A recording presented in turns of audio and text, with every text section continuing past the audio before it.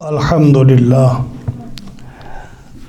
للہ رب العالمین والعاقبۃ للمتقین والصلاة والسلام علی سید الانبیاء والمرسلین محمد وعلی آلہ وصحبہ اجمعین اما بعد فاعوذ باللہ من الشیطان الرجیم بسم اللہ الرحمن الرحیم وَلِمَنْ خَافَ مَقَامَ رَبِّهِ جَنَّتَانِ فَبِأَيِّ آلَاءِ رَبِّكُمَا تُكَذِّبَانِ ذَوَاتَا أَفْنَانٍ فَبِأَيِّ آلَاءِ رَبِّكُمَا تُكَذِّبَانِ فِيهِمَا عَيْنَانِ تَجْرِيَانِ فَبِأَيِّ آلَاءِ رَبِّكُمَا تُكَذِّبَانِ فِيهِمَا مِن كُلِّ فَاكِهَةٍ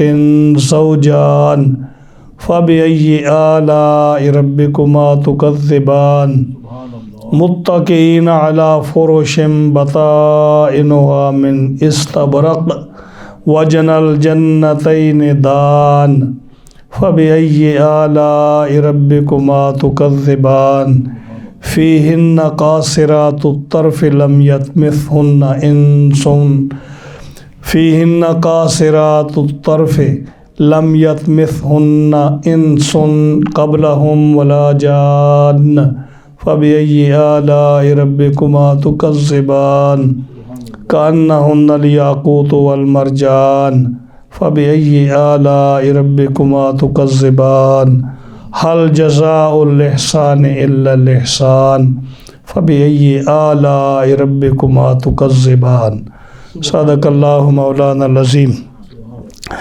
وبلغنا رسولہ النبی الکریم الامین ونحن علی ذالک لمن الشاہدین والشاکرین والحمد للہ رب العالمین مولا یا صلی وسلم دائما ابدا علی حبیبک خیر الخلق کلہم فإن من جودک الدنیا وذرتها ومن علومک علم اللوح والقلم هو الحبیب الذی ترجى شفاعته لكل حول من الاحوال مقتحم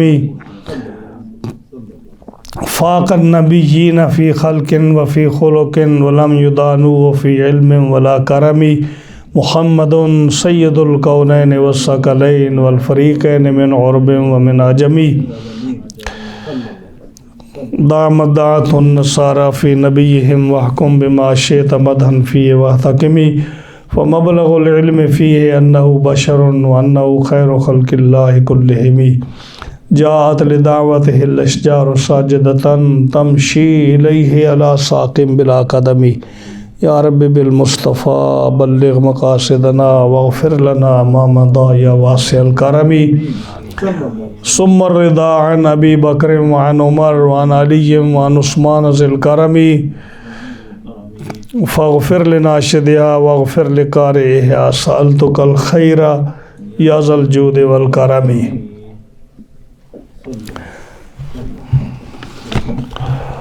معززین حاضرین السامعین اکرام، جمعۃ المبارک کے اس ہفتہ وار درس میں آج ہم نے سورۃ الرحمن کی 16 آیات کریمہ تلاوت کی ہیں، آیت نمبر 46 سے لے کر آیت نمبر 61 تک، اور ان ساری 16 سورتوں کا جو مضمون ہے وہ ہے جو مقربین مومنین ہیں ان کے لیے جو اللہ تعالیٰ نے انعام مقرر فرمایا کہ ان کو 2 جنتیں ملیں گی، اور اگلا درس جو ہوگا اس میں دوسری 2 جنتوں کا ذکر ہے جو عام مومنین کے لیے ہوں گی، جن کو قرآن مجید نے اصحاب الیمین کہا ہے، یعنی 4 جنتوں کا ذکر اس رکوع میں ہے۔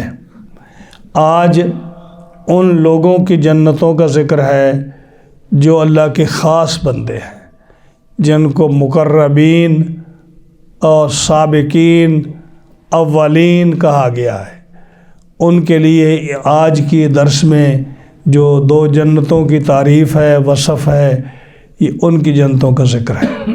اگلے درس میں آیت نمبر 62 سے لے کر آخر تک جو اس سے کم درجے کی جنتیں ہیں ان کا ذکر ہوگا، اور وہ ان لوگوں کے لیے ہوں گی جو عام مومنین ہیں، ان جنتوں کا ذکر ہوگا۔ تو سنیے آج خاص جنتیں جو ہیں اللہ کے نیک بندوں کے لیے، وہ کون نیک بندے ہیں؟ جن کو سابقین الاولین کہا۔ قرآن مجید میں 3 گروہوں کا ذکر ہے۔ جب سورۃ واقعہ کا پہلا رکوع آپ سنیں گے تو اس میں 3 کا ذکر ہے، والسابقون السابقون، ہاں جی، سبقت لے جانے والے۔ وہ کون ہیں؟ صحابہ کرام ہو گئے، تابعین ہو گئے، اور ان کی راہ و روش پر چلنے والے جو اللہ کے نیک بندے ہیں ان جیسے، اور ان کی طرح ایمان رکھنے والے، عمل کرنے والے، وہ سابقین الاولین، اور ان کی صفات رکھنے والے۔ یہ 2 جنتیں جو ہیں یہ ان کے لیے ہیں، ان کی خاص صفات ہیں، یہ خاص جنتیں ہیں، یہ خاص اہتمام سے تیار کی گئی ہیں، اور ان کی بڑی شان ہے۔ جیسے ان کی بڑی شان ہے، ان جنتوں کی بھی بڑی شان ہے۔ اور اس کے بعد فرمایا جو آیت نمبر 62 ہے اس میں فرمایا فَمِن دُونِهِمَا جَنَّتَانِ، یعنی ان 2 جنتوں سے تھوڑا کم درجے کی اور 2 جنتیں ہیں، اور وہ کن کے لیے ہے؟ وہ عام مومنین کے لیے ہے۔ تو اس کا فرق آج محسوس کریں گے آپ، ان کا اور اگلے درس میں ان کا۔ تو یہاں سے درس شروع ہوتا ہے کہ یہ 2 جنتیں کس کے لیے ہیں۔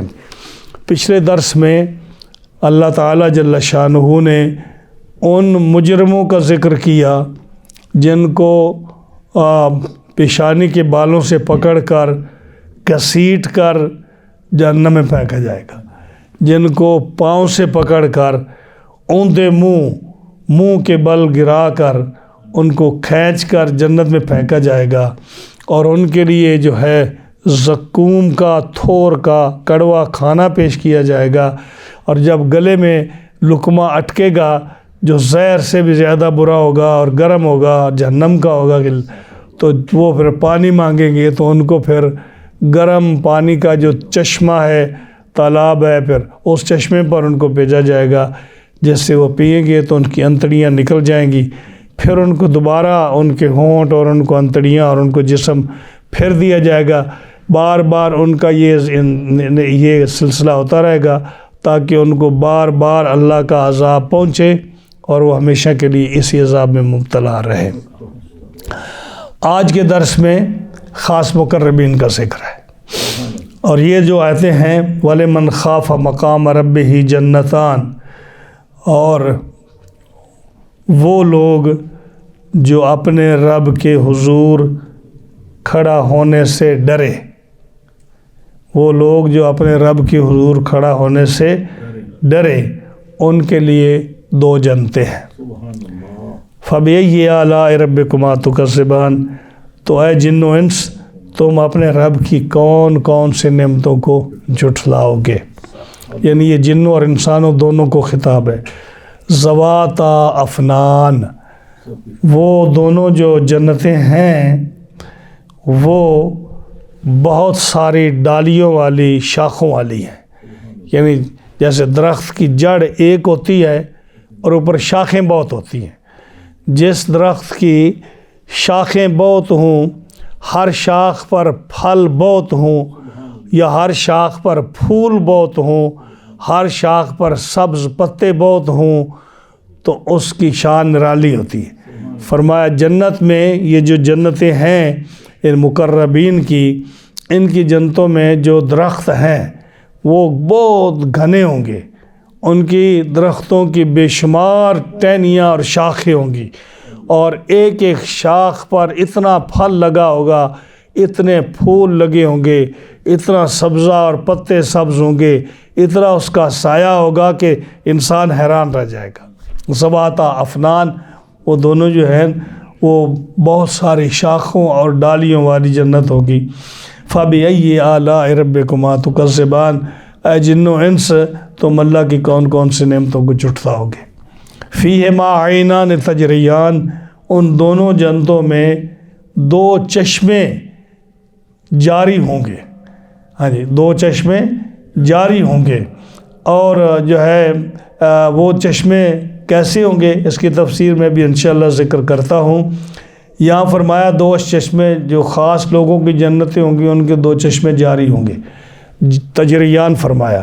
تجریان کا کیا مطلب ہے کہ وہ جہاں تک نظر جائے گی، جہاں تک نظر جائے گی وہ بہتے چلے جائیں گے۔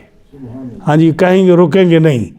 اور اگر اونچائی پر، اگر جنت میں اس کو اونچائی کا محل ہے تو وہ اونچائی پر پانی چڑھے گا، اور اگر نچلا پانی جو ہے وہ نچلی جگہ پر سطح پر جانا ہے تو نچلی پر جائے گا۔ یعنی پانی کے لیے پانی، یہاں تو دستور ہے نا کہ پانی نچلی جگہ پہ بہتا ہے۔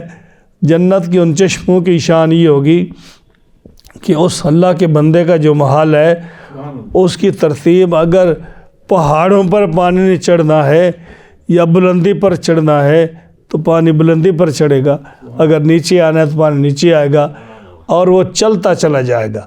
یہ ہے خاص لوگوں کی جنت۔ اور جو آگے عام لوگوں کی جنت کا ذکر ہے، فیہما عینان نداختان، تو نداختان جو ہے نا اس کا مطلب یہ ہوتا ہے کہ وہ چشمہ جو ابل رہا ہو، وہ چشمہ جو ابل رہا ہو، ہے وہ بھی جنت کا چشمہ، جیسے یہ ابلتا ہے وہ بھی ابلتا ہے، لیکن ان کے لیے بہنا جو ہے اور شان و شوکت سے ہے، ان کے لیے وہ شان و شوکت بہنے کی نہیں ہے جو سابقین الاولین کی جنت کے لیے ہے۔ ان کو لیے نداخان فرمایا۔ تو ان میں دو چشمے ہیں جو جاری ہوں گے، تو اپنے رب کی کون کون سی نعمت کو جھٹلاؤ گے۔ فیہما من کل فاکہۃ زوجان، اور ان دو جنتوں میں دو دو قسم کے میوے ہوں گے، دو دو قسم کے میوے ہوں گے۔ مثلاً ایک وہ میوہ ہوگا جو لوگوں نے دنیا میں اس کا نام سنا ہوگا، دنیا میں اس کو کھایا ہوگا، دنیا میں اس کی شکل و صورت دیکھی ہوگی، اس کا ذائقہ محسوس کیا ہوگا۔ دوسرا میوہ جنت کا وہ ہوگا جو انہوں نے کبھی نہ دیکھا ہوگا، نہ سنا ہوگا، نہ اس کو چکھا ہوگا، دوسرا وہ ہوگا۔ یا جو کچھ میوے ایسے ہوں گے جو میٹھے ہوں گے، اور جس آدمی کا دل چاہے گا میٹھا کھانے کو وہ میٹھا پسند کرے گا، اور جس آدمی کا دل چاہے گا کہ اس کو تھوڑا ترش قسم کا میوہ ملے، بعض لوگ ترشی کو پسند کرتے ہیں، ہلکی ترشی کو، تو اس کے لیے ترش میوہ یعنی میٹھا بھی ہوگا، ان کے لیے ترش بھی ہوگا۔ تو یہ میوے جو ہے نا دو دو قسم کے میوے ہوں گے۔ فرمایا فَبِأَيِّ آلَاءِ رَبِّكُمَا تُكَذِّبَانِ، تم اپنے رب کی کون کون سی نعمتوں کو جھٹلاؤ گے۔ اب ہم تفسیر بیان کرتے ہیں۔ فرمایا وَلِمَنْ خَافَ مَقَامَ رَبِّهِ جَنَّتَانِ، یہ اصل کی ہے، بہت خوبصورت آیت ہے۔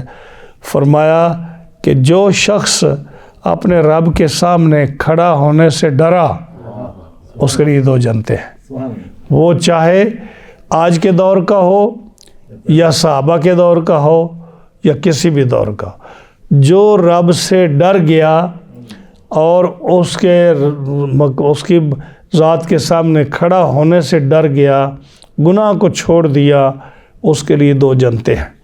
اس کے تین شان نزول ہیں۔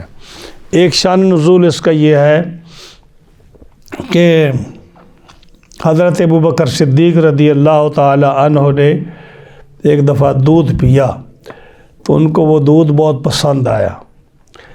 جب ان کو میٹھا لگا، اچھا لگا، تو ان کو جب انہوں نے پتہ کیا کہ یہ دودھ کہاں سے آیا تو معلوم ہوا کہ وہ دودھ مناسب نہیں ہے، یعنی حلال کی کمائی سے نہیں ہے۔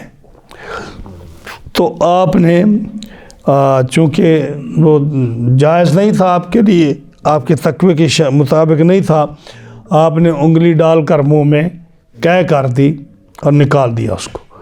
رسول اللہ صلی اللہ علیہ وسلم دیکھ رہے تھے، تو جب آپ دیکھ رہے تھے تو آپ نے پوچھا ابو بکر یہ کیا ہوا؟ تو کہا حضور یہ دودھ جو ہے نا مجھے بڑا اچھا لگا، لیکن اس کا ذریعہ جو تھا آنے کا لانے کا وہ ٹھیک نہیں تھا، اس لیے میں نے اس کی قید کر دی۔ ہاں جی، تو آپ نے فرمایا کہ جب تو نے اللہ کے خوف سے اس کھانے پینے کی چیز کو اپنے جسم سے نکال دیا اور مناسب نہیں سمجھا کہ حرام قسم کی چیز تیرے جسم میں جائے، اللہ نے تیرے لیے یہ آیت نازل فرمائی، وَلِمَنْ خَافَ مَقَامَ رَبِّهِ جَنَّتَانِ، جو اللہ کے خوف سے اس نے کوئی اچھا کام کیا، نیک کام کیا، اللہ کے راستے میں کھڑا ہوا، ڈرا، اس کے لیے 2 جنتیں ہیں۔ دوسری روایت بھی آپ کے جو ہے وہ بھی اسی طرح ہے کہ حضرت ابوبکر صدیق رضی اللہ تعالیٰ عنہ نے ایک دفعہ جو ہے بہت نعمتیں ان کے پاس آئیں اور انہوں نے ان کو کھایا، اور اس کے بعد جو ہے آپ نے غور کیا قیامت کے احوال پر کہ قیامت کے دن دوزخ ہوگی، دوزخ میں دوزخی لوگ جائیں گے، اور اس میں جو ہے قرآن مجید کی آیات پڑھی کہ جس میں تھا کہ پہاڑ روئی کے گالوں کی طرح ہوا میں اڑتے پھریں گے، زلزلے سے ساری زمین تتر بتر ہو جائے گی، زمین اپنے خزانے باہر نکال دے گی، اور چاند سورج جو ہے ان کی کیا حالت ہوگی، آسمان ٹوٹ جائے گا، ستارے جھڑ پڑیں گے۔ یہ ساری جو قیامت کی نشانیاں ہیں نا آپ نے پڑھی، اور آپ بہت پریشان ہو گئے اس معاملے میں، بہت روئے، اور پھر آپ نے کہا کہ کاش میں انسان نہ ہوتا، میں گھاس ہوتا، میں گھاس ہوتا، اس ڈر سے کہ مجھے قیامت کے دن اللہ کی بارگاہ میں حاضر ہونا پڑے گا، تو میں رب کے سامنے کیسے حساب کتاب دوں گا۔ ہاں جی، تو آپ اس ڈر سے کہنے لگے کاش میں گھاس ہوتا کہ بکری آتی، اونٹ آتا، گائے بھینس آتی، وہ مجھے چر کر کھا لیتی، اور پھر وہ لیدنے یا گوبر یا مینگنیاں کر کے پھینک دیتی، اور قیامت کے عذاب سے میں بچ جاتا، یا قیامت کے حساب کتاب سے میں بچ جاتا۔ یہ اللہ کا خوف ہے۔ حالانکہ ابوبکر صدیق کی یہ شان ہے کہ سب سے پہلے جن کو اللہ کی بارگاہ میں حضور صلی اللہ علیہ وسلم حساب کے لیے بھیجیں گے، جبکہ کوئی بھی آدمی اللہ کی بارگاہ میں فیس کرنے سے گھبرائے گا، انبیاء کرام علیہ السلام بھی اور دیگر نیک لوگ بھی سارے خاموش رہیں گے، تو جب حضور صلی اللہ علیہ وسلم ابوبکر صدیق کو بھیجیں گے اور آپ سفید داڑھی آپ کی ہوگی اور آپ اللہ کے حضور جا کر اپنا حساب پیش کریں گے، تو اللہ کا غضب جو ہے یہ رحمت میں بدل جائے گا، جب عذاب ہی کہیں نہیں ہے۔ لیکن دیکھیں اتنا نیک آدمی، سابقون الاولون والا، اور جو ہے صحابہ میں سب سے افضل، انبیاء کرام علیہ السلام میں سب سے افضل، انبیاء کے بعد ساری مخلوق میں سب سے افضل، اور دیکھو اللہ کا خوف کتنا ہے کہ میں گھاس ہوتا، مجھے بکری اونٹ جانور چر جاتے، اور مجھے قیامت کے دن اللہ کی بارگاہ میں حساب کے لیے نہ کھڑا ہوتا، میں کیسے حساب دوں گا۔ ہاں جی، یہ ہے وہ ڈر جو رب تعالیٰ کی بارگاہ سے ایک انسان کو ڈرنا چاہیے۔ اس لیے انبیاء کرام علیہ السلام اگرچہ ان کے لیے امن کا وعدہ ہے، وہ معصوم ہیں، گناہوں سے پاک ہیں، لیکن رب تعالیٰ نے ان کو ایسا مقام دیا ہے کہ نبی کریم صلی اللہ علیہ وسلم بھی دن میں 100 بار استغفار فرماتے، حالانکہ گناہ نہیں ہے۔ ہاں جی، تو جو اس کی حکمتیں ہیں وہ اپنے طور پر ہیں۔ تو حضرت ابوبکر صدیق کی شان میں پھر یہ آیت نازل ہوئی کہ جو بھی اللہ تعالیٰ کے حضور کھڑا ہونے سے ڈرا، ابوبکر اس کے لیے 2 جنتیں ہیں۔ حضرت عمر فاروق رضی اللہ تعالیٰ عنہ کے زمانہ خلافت میں ایک نوجوان تھا، اور اس کا دل مسجد کے ساتھ بہت لگا ہوا تھا، یعنی ہر نماز وہ مسجد میں آ کر باجماعت پڑھتا، اور کوئی نماز جماعت سے مس نہ کرتا، اور ہر وقت مسجد میں آ کر عبادت کرتا۔ اور ایک اس کا بوڑھا باپ تھا، چچا تھا، اور اس کے گھر میں اور کوئی نہیں تھا، تو نماز پڑھ کر گھر جاتا، گھر سے پھر نماز مسجد میں آ کر پڑھتا۔ تو اس کی شہرت بڑی تھی کہ یہ بہت نیک بچہ ہے، نوجوان ہے، اور آپ کو پتہ ہے کہ بوڑھے سے نوجوان کی عبادت کو اللہ زیادہ پسند فرماتا ہے۔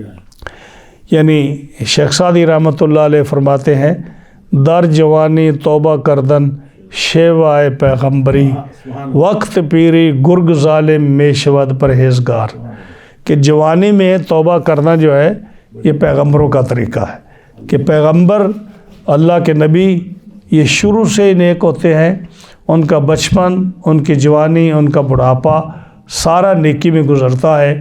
لیکن عام انسان جو ہے اگر یہ جوانی میں توبہ کرے اور جوانی میں نیک عبادت کرے اور اچھے اعمال کرے تو اس کی کیا شان ہے، اس کی بڑی شان ہے۔ اور اگر بڑھاپے میں کرے تو پھر تو جب دانت گر جائیں، تو جب اعضاء کمزور ہو جائے تو کہ جیسے بھیڑیا بوڑھا ہو جائے نا تو وہ بکری کو نہ پکڑ سکے تو وہ کہتا ہے کہ اب بیچاری کو کیا تکلیف دینی ہے، چلو چھوڑ دو اس کو۔ ہاں جی، یہی حال انسان کا بھی ہے، جب اس کے دانت جواب دے جائیں، جب اس کی نظر چلی جائے، جب اس کی اعضاء کمزور ہو جائیں، جب وہ چلنے پھرنے سے رہ جائے تو اس کی وہ بدماشیاں، اس کی وہ چلاکیاں وہ ختم ہو جاتی ہیں، تو اب وہ نیک بنے، ہاں جی، تو اس کا کیا فائدہ اس کا؟ یہ اس میں کوئی شک نہیں کہ اس کو اس کی نیکی کا جو ثواب ملے گا، لیکن اگر جوان آدمی توبہ کرے اس کی نیکی کا ثواب یہ ہے کہ اگر وہ بوڑھا ہو جائے تو اللہ فرماتا ہے اے میرے فرشتوں، یہ میرا بندہ جوانی میں جتنی عبادت کیا کرتا تھا اب یہ نہیں کر سکتا، تو تم اسی عبادت کو کنٹینیو لکھتے چلے جاؤ۔ یعنی اگر یہ آدمی رات میں جماعت سے نماز پڑھتا تھا اور کھڑے ہو کر نفل پڑھتا تھا، تلاوت کیا کرتا تھا، اگر جوانی میں روزہ رکھتا تھا، اب اس کی نظر کمزور ہو گئی، یہ تلاوت نہیں کر سکتا، اس کا وضو نہیں رہتا، یہ کھڑا نہیں ہو سکتا، یہ مسجد میں نہیں جا سکتا، لیکن اس کی جوانی میں یہ عادت تھی کہ یہ جماعت سے نماز پڑھتا تھا، یہ تلاوت کرتا تھا، یہ صدقہ خیرات کرتا تھا، یہ ساری چیزیں کرتا تھا۔ اب کسی وجہ سے اس کی عمر زیادہ ہو گئی ہے نا 40 سال کے بعد، تو فرمایا 60 سال، ہر 10 سال کے بعد، 70 سال کے بعد، 80 سال کے بعد اس کا حکم ہر 10 سال کے بعد بدلتا ہے۔ تو فرمایا کہ اس کی وہی عبادت لکھو جو یہ شوق سے کرتا تھا۔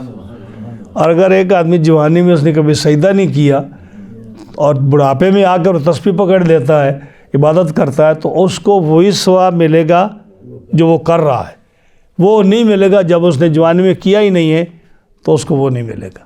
تو اس لیے جوانی میں عبادت کرنا یہ بڑا خوش قسمت انسان ہے جو جوانی میں عابد ہو، زاہد ہو، گناہوں سے بچنے والا ہو، اللہ کی عبادت کرنے والا ہو۔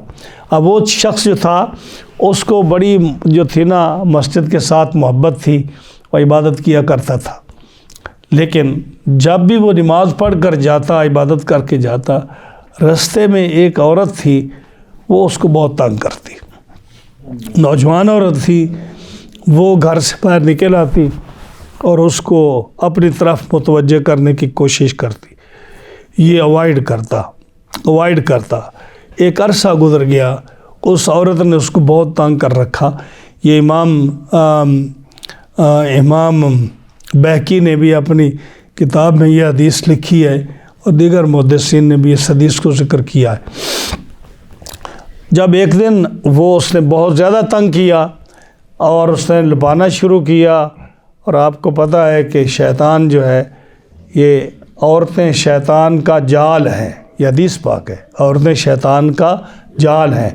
یعنی اس کا یہ مطلب نہیں ہے کہ عورتیں خراب ہیں، اگر کسی انسان کو گناہ کی طرف لانا ہو، لگانا ہو، تو شیطان جو ہے عورت کو سب سے زیادہ استعمال کرتا ہے، یہ مطلب ہے۔ تو جو ہے نا اس نے، یعنی یہ اس دور کا واقعہ حضرت عمر فاروق کا، وہ بچتا رہا۔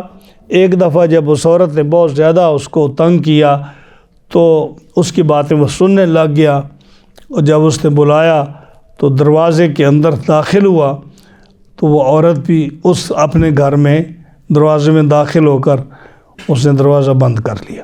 جب اس نے بند کیا تو اس شخص کو قرآن مجید کی یہ آیت جو ہے سورۃ اعراف کی سورۃ اعراف کی آیت نمبر 201 201 نمبر، اس نے وہ پڑھی، ان الذین اتقوا اذا مسهم طائف من الشیطان تذکروا فاذا هم مبصرون۔ ان الذین اتقوا اذا مسهم طائف من الشیطان تذکروا فاذا هم مبصرون۔ انہوں نے پڑھی، اس لڑکے نے یہ آیت پڑھی، کیا مطلب کہ بے شک وہ لوگ جو ڈرتے ہیں اللہ سے، جب انہیں کسی شیطانی خیال میں ٹھیس لگتی ہے، یعنی جو لوگ اللہ سے ڈرتے ہیں اور بچتے ہیں گناہوں سے، پھر اگر اچانک ان کو شیطان کی طرف سے کوئی ایسی حرکت آتی ہے جس سے وہ اس گناہ میں مبتلا ہونے کا ان کو خطرہ ہوتا ہے، تذکروا، پھر وہ ہوشیار ہو جاتے ہیں۔ تذکروا، پھر وہ دیکھو نا، ہر انسان جو ہے وہ خطا کا پتلا ہے، نسیان سے بنا ہے، شیطان اس کے دائیں بائیں ہر وقت ہے، تو کسی وقت بھی شیطان کا حملہ ہو سکتا ہے۔ لیکن قرآن فرماتا ہے جو لوگ اللہ سے ڈرتے ہیں، گناہوں سے بچتے ہیں، جب کبھی زندگی میں شیطان ان کو چوک لگاتا ہے، اپروچ کرتا ہے، ٹھیس پہنچاتا ہے ان کو، تو تذکروا، تو وہ لوگ جو ہے نا، چونکہ اللہ سے ڈرنے والے ہوتے ہیں، وہ ہوشیار ہو جاتے ہیں۔ فاذا ہم مبصرون، اور ان کی آنکھیں کھل جاتی ہیں۔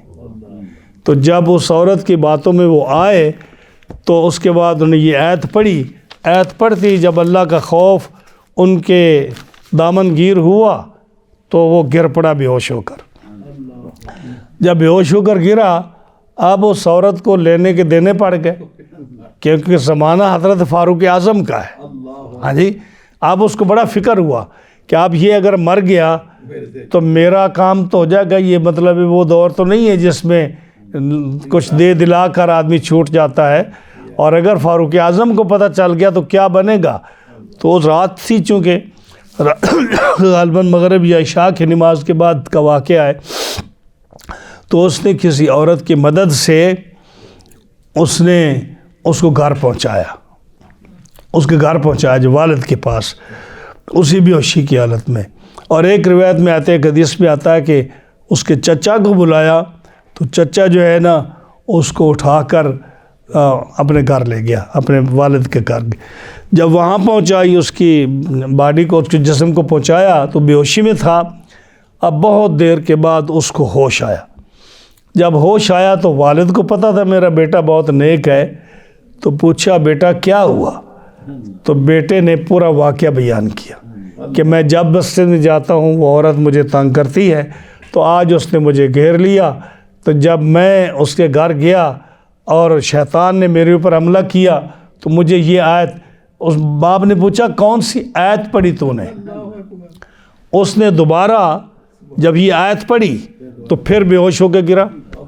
یعنی اس آیت کا، جس آدمی کو کسی آیت کا مفہوم یاد ہو تو اس کے دل میں تب ہی خوف آتا ہے نا۔ اگر قرآن مجید کی آیت پڑھتا جائے، حدیث پڑھتا جائے، اور اس کو پتہ ہی نہ ہو کہ یہ کیا کہتی ہے کیا نہیں کہتی، تو اس پر اثر نہیں، اس کا نہیں ہوگا۔ تو جب اس نے دوبارہ پڑھی پھر بے ہوش ہو گیا اور گرا، اور اس کے بعد اس کی موت واقع ہو گئی، یعنی موت واقع ہوئی۔ جب وہ دوبارہ اس کی گرنے کے بعد موت واقع ہوئی تو باپ نے اس کو غسل دیا، اور چچا کے ساتھ مل کر، اپنے بھائی کے ساتھ مل کر رات کو فجر سے پہلے ان کو دفن کر دیا۔ چونکہ اسلامی طریقہ بھی یہی ہے کہ یہ جو انتظار کرتے ہیں نا کہ پرسوں جمعہ ہے، جمعہ آ لے اور ہم اس وقت زیادہ نمازی ہوں گے تو کر دیں گے، یہ ان کا اپنا خیال ہوگا۔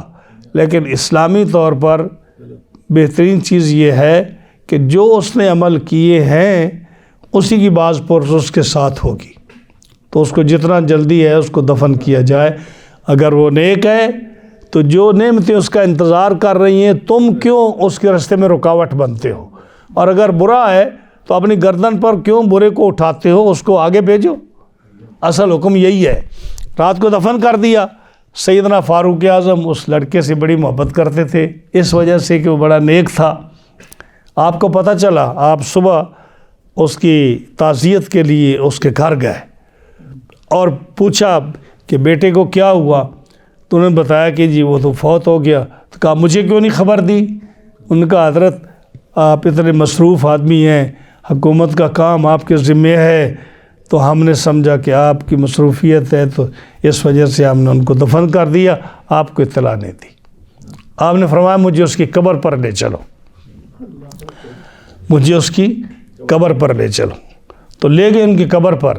جب قبر پر گئے تو حضرت فاروق اعظم نے یہ آیت پڑھی کھڑے ہو کر، وَلِمَنْ خَافَ مَقَامَ رَبِّهِ جَنَّتَانِ. پوری سٹوری سنی نا کہ وہ اس عورت نے اس کو غلطی کی طرف بلایا، گناہ کی طرف بلایا، اور پھر اس شخص نے وہ آیت پڑھی جو اللہ کے خوف سے انسان کو ڈراتی ہے، تو پھر اسی میں موت واقع ہوئی. تو آپ نے یہ آیت پڑھی کہ اللہ نے یہ فرمایا کہ جو اللہ کے خوف سے اس کے سامنے کھڑا ہونے سے ڈرا اور گناہ چھوڑ دیا اللہ کے خوف کی وجہ سے. یعنی ڈر یہ ہوتا ہے نا کہ میں قیامت کے دن اللہ کی بارگاہ میں کیسے کھڑا ہوں گا اگر آج میں نے یہ گناہ کیا. ایک یہ مطلب ہے. دو مطلب ہیں صحت کے، خوف کے. ایک تفسیر یہ ہے کہ جو شخص اس بات سے ڈرا کہ میں اگر آج میں نے یہ گناہ کر لیا، میں نے نماز نہ پڑھی، میں نے سود کھایا، میں نے برائی کی، میں نے شراب پی، میں نے کسی کا نقصان کیا، تو کل اللہ کی بارگاہ میں کیا جواب دوں گا کھڑے ہو کر. اس سے اگر ڈر گیا اس نے تو اس کے لیے دو جنتیں ہیں. اور دوسرا اس کا مفہوم یہ ہے کہ اگر کسی شخص کو یہ ہو کہ میرا رب مجھے دیکھ رہا ہے، میرا رب مجھے دیکھ رہا ہے، رات ہو دن ہو، میں اکیلا ہوں، میں لوگوں میں ہوں، تو میرا رب مجھے دیکھ رہا ہے، وہ اس وجہ سے گناہوں سے بچتا ہے اور نیکی کرتا ہے، تو فرمایا اس کے لیے دو جنتیں ہیں. آج کیا ہے کہ میں اپنی بات کرتا ہوں، امام ہے نا تو مقتدیوں سے کے ڈر سے، ان سے رکھ رکھا سے وہ گناہوں سے بچتا ہے، بری عادتوں کو چھوڑتا ہے، ان کے سامنے نہیں کرتے یار لوگ کیا کہیں گے، میرے مقتدی کیا کہیں گے، میرے ساتھی میرے دوست کیا کہیں گے. ہاں جی. لیکن جب اکیلا ہوتا ہے تو پھر اس کو نہ مقتدی کا ڈر ہوتا ہے نہ کسی اور کا ڈر ہوتا ہے. تو یہ چیز ہے جس کو اللہ نے فرمایا فلا تخشوا الناس واخشونی، کہ لوگوں سے نہ ڈرو، واخشونی مجھ سے ڈرو. لیکن آج دیکھ لو، باپ ہے ماں ہے تو وہ بچوں کے سامنے کوئی ایسا غلط کام نہیں کرتے کہ ہمارے بچے کیا کہیں گے. وہ اپنی کمیونٹی کے سامنے ایسا کام کرنے سے بچتے ہیں کہ کمیونٹی کیا کہے گی، ہمیں بدنام کر دے گی. لیکن دیکھو جب کمیونٹی نہ ہو، جب بچے نہ ہوں، جب وہ ماتحت والے لوگ نہ ہوں، تو پھر لوگ کتنے گناہ کرتے ہیں. ہاں جی. تو اگر کسی شخص کا یہ عقیدہ ہو کہ میرا رب مجھے دیکھ رہا ہے، چاہے میں اکیلا ہوں یا لوگوں کے سامنے ہوں، فرمائے دوسرا ترجمہ یہ ہے کہ جو آدمی اس صورت میں اپنے رب سے ڈرتا ہے کہ میرا رب مجھے دیکھ رہا ہے، چاہے کوئی اور مجھے دیکھتا یا نہیں دیکھتا، مجھے لوگ اچھا سمجھیں یا نہ سمجھیں، میں یہ کام نہ کروں، فرمایا اس کے لیے دو جنتیں ہیں. تو وہ دو جنتیں کون سی ہیں؟ جو اعلیٰ قسم کی جنتیں ہیں، چاہے وہ صحابہ کا زمانہ ہو، تابعین کا زمانہ ہو، یا یہ آخری سینچری ہو، یا قیامت کے قرب کا زمانہ ہو، رب تعالیٰ اس کو دو جنتیں عطا فرمائے گا. تو جب حضرت عمر فاروق نے اس کی قبر پر کھڑے ہو کر کہا نا وَلِمَنْ خَافَ مَقَامَ رَبِّهِ جَنَّتَانِ، کہ تو اللہ کے خوف سے تو نے یہ گناہ چھوڑا ہے، تیرے لیے دو جنتیں ہیں. تو قبر سے اس کی آواز آئی، وہ کہتا ہے کہ امیر المومنین، رب نے مجھے دو جنتیں دے دی ہیں، رب نے مجھے دو جنتیں دے دی ہیں. یہ بیکی شریف میں بھی ہے اور اس کے علاوہ دیگر احادیث کی کتابوں میں بھی یہ بات ہے، غالباً تفسیر در منصور میں بھی ہے، بہت ساری کتابوں میں یہ حدیث ہے. تو اس سے کیا معلوم ہوا؟ ایک تو معلوم ہوا کہ قبر پر جانا یہ کوئی ایسی بات نہیں کہ جس طرح لوگ کہیں کہ نہ جائیں. حضرت عمر فاروق کی سنت ہے قبروں پر جانا. آج لوگ روکتے ہیں کہ قبروں پر نہ جاؤ، لیکن میں نے اب افسوس یہ ہوتا ہے کہ لوگوں کو منع کرتے ہیں اور خود لے جاتے ہیں. میں نے پچھلے دنوں میں ایک پروگرام دیکھا جس پہ تھا کہ ایک جیسے یہ اینکر نہیں ہوتے ٹی وی والے، یہ جو ہے اس نے کہا میں آج آپ کو ڈاکٹر اسرار صاحب کی قبر دکھاتا ہوں اور ان کے گھر کے حالات دکھاتا ہوں۔ میرا مقصد صرف اس بات کی طرف اشارہ کرنا ہے، ان کی اور کوئی بات ذکر نہیں کرنی۔ تو اس نے دکھایا کہ یہ ڈاکٹر صاحب کا یہ سادہ سا آفس تھا، ساری زندگی انہوں نے درس قرآن دیا، ویسے بڑا نالج تھا اس آدمی نے، اس کی گفتگو اچھی ہوتی تھی۔ تو جب وہ اس کا بیٹا ان کی جگہ آپ درس دیتا ہے، ان کا بیٹا وہ بھی ڈاکٹر ہے، درس دیتا ہے۔ ڈاکٹر صاحب بڑی سادگی زندگی گزاری انہوں نے، لیکن ساری زندگی وہ قبروں پر جانے سے منع کرتے رہے، جو میرا پوائنٹ ہے۔ لیکن جب اس کے بیٹے اس لوگوں کو لے کر ڈاکٹر اسرار کی قبر پر گئے کہ یہ میرے باپ کی قبر ہے اور یہ دیکھو آپ کا، اگر قبروں پر جانا منع ہے تو ٹی وی اینکر کو لے جا کر باپ کی قبر دکھاتا ہے بیٹا، تو یہ اس بات کی باپ کی تعلیم کے خلاف نہیں ہے۔ لہٰذا قبروں پر جانا یہ صحابہ کی سنت ہے، نبی کریم علیہ السلام کی سنت ہے۔ آپ نے فرمایا نہیتکم عن زیارت القبور الا فزوروها، میں تمہیں قبروں کی زیارت سے پہلے منع کیا کرتا تھا، اب میں تمہیں اجازت دیتا ہوں کہ تم قبروں کی زیارت کیا کرو۔ یہ حدیث لمبی ہے، میں اگر اس طرف جاؤں گا تو موضوع سے نکل جاؤں گا انشاءاللہ پھر کسی وقت۔ تو کیا حضرت عمر فاروق قبر پر گئے اور پھر آپ نے آیت پڑھی، آپ کا عقیدہ تھا کہ قبر والا سنتا ہے۔ پھر جب جواب دیا قبر والے نے تو معلوم یہ ہوا کہ قبر میں اللہ کے بندے زندہ ہوتے ہیں، وہ جواب دیتے ہیں۔ نبی کریم علیہ السلام نے فرمایا کہ جب تم قبروں پر جاؤ تو کیا کہو؟ السلام علیکم یا اہل القبور، اے قبر والو السلام علیکم یا اہل القبور، من المؤمنین والمؤمنات والمسلمین والمسلمات، انتم لنا سلف ونحن لکم تبع وانا انشاءاللہ بکم لاحقون، کہ ہم جلدی آنے والے ہیں آپ کے پاس۔ تو کیا فرمایا؟ مردے آپ کو جواب دیتے ہیں۔ اب اگر آپ کے کان سننے والے نہ ہوں، فاروق اعظم کی طرح آپ کے کان نہ ہوں، تو مردہ تو جواب دے رہا ہے آپ کو، مردہ جواب دے رہا ہے۔ بہرے ہیں تو آپ ہیں، ورنہ قبروں والے جواب دیتے ہیں۔ جیسے میں نے کہا کہ حضرت فاروق اعظم نے جب آیت پڑھی تو ان کا حضرت رب نے مجھے 2 جنتیں دے دی ہیں۔ اس آیت کے تحت جو ہے مفسرین نے یہ بات بڑی وضاحت کے ساتھ لکھی ہے۔ تو کیا فرمایا کہ جو شخص بھی اللہ کے سامنے کھڑے ہونے سے ڈرا، یعنی اس نے گناہ چھوڑ دیا، ایک گناہ کرنے والا ہے، وہ اس کو لوگ برگلا رہے ہیں، وہ تیار ہے، اس کا دنیاوی فائدہ ہے یا اس کا کوئی بھی فائدہ کسی قسم کا ہے، لیکن وہ صرف اس ڈر سے کہ میں اللہ کے سامنے قیامت پہ کیا جواب دوں گا، یا وہ دوسرا ترجمہ کہ وہ سمجھتا ہے کہ اللہ تعالیٰ مجھے دیکھ رہا ہے، اگر میں کروں گا تو رب تعالیٰ کا عذاب بڑا سخت ہے، اگر اس وجہ سے وہ گناہ کو چھوڑ دیتا ہے تو اس کے لیے کیا ہے؟ 2 جنتیں ہیں۔ ہاں جی، وہ 2 جنتیں کون سی ہیں؟ 2 جنتیں کے بارے میں پھر بڑی تفصیل ہے۔ ایک جنت اس کی رب تعالیٰ دے گا جو اس نے اچھے عمل کیے، اور دوسری جنت دے گا کہ یہ میرا انعام ہے، تو بہت اچھا میرا بندہ ہے، دوسرے انعام کے طور پر۔ یا فرمایا کہ جیسے بڑے آدمیوں کے 2 مکان ہوتے ہیں نا، ایک فیملی کے لیے، ایک گیسٹ کے ملنے کے لیے، رب تعالیٰ ان کو 2 جنتیں دے گا، 2 باغ دے گا، یہاں اپنی فیملی رکھ اور اس میں اپنے دوست و احباب سے ملاقات کر، یہ 2 جنتیں دے گا رب تعالیٰ ان کو۔ یا فرمایا ایک جنت اس کو ملے گی روحانی طور پر کہ تو نے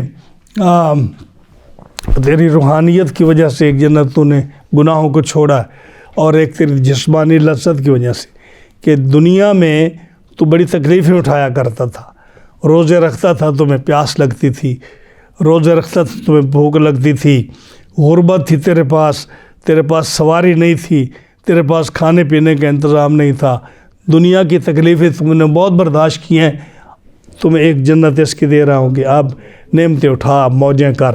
اور دوسری جنت روحانی طور پر دے رہا ہوں کہ تو نے اس حالت میں روزے رکھے، نمازیں پڑھی، یہ روحانی جنت تیرے پاس ہے، ہم 2 جنتیں دیں گے۔ اسی طرح فرمایا ایک جنت جو ہے جنت عدن دے گا، ایک جنت نعیم دے گا، 2 جنتیں رب تعالیٰ ان کو 2 باغ دے گا ہر مسلمان کو جو مقربین ہیں۔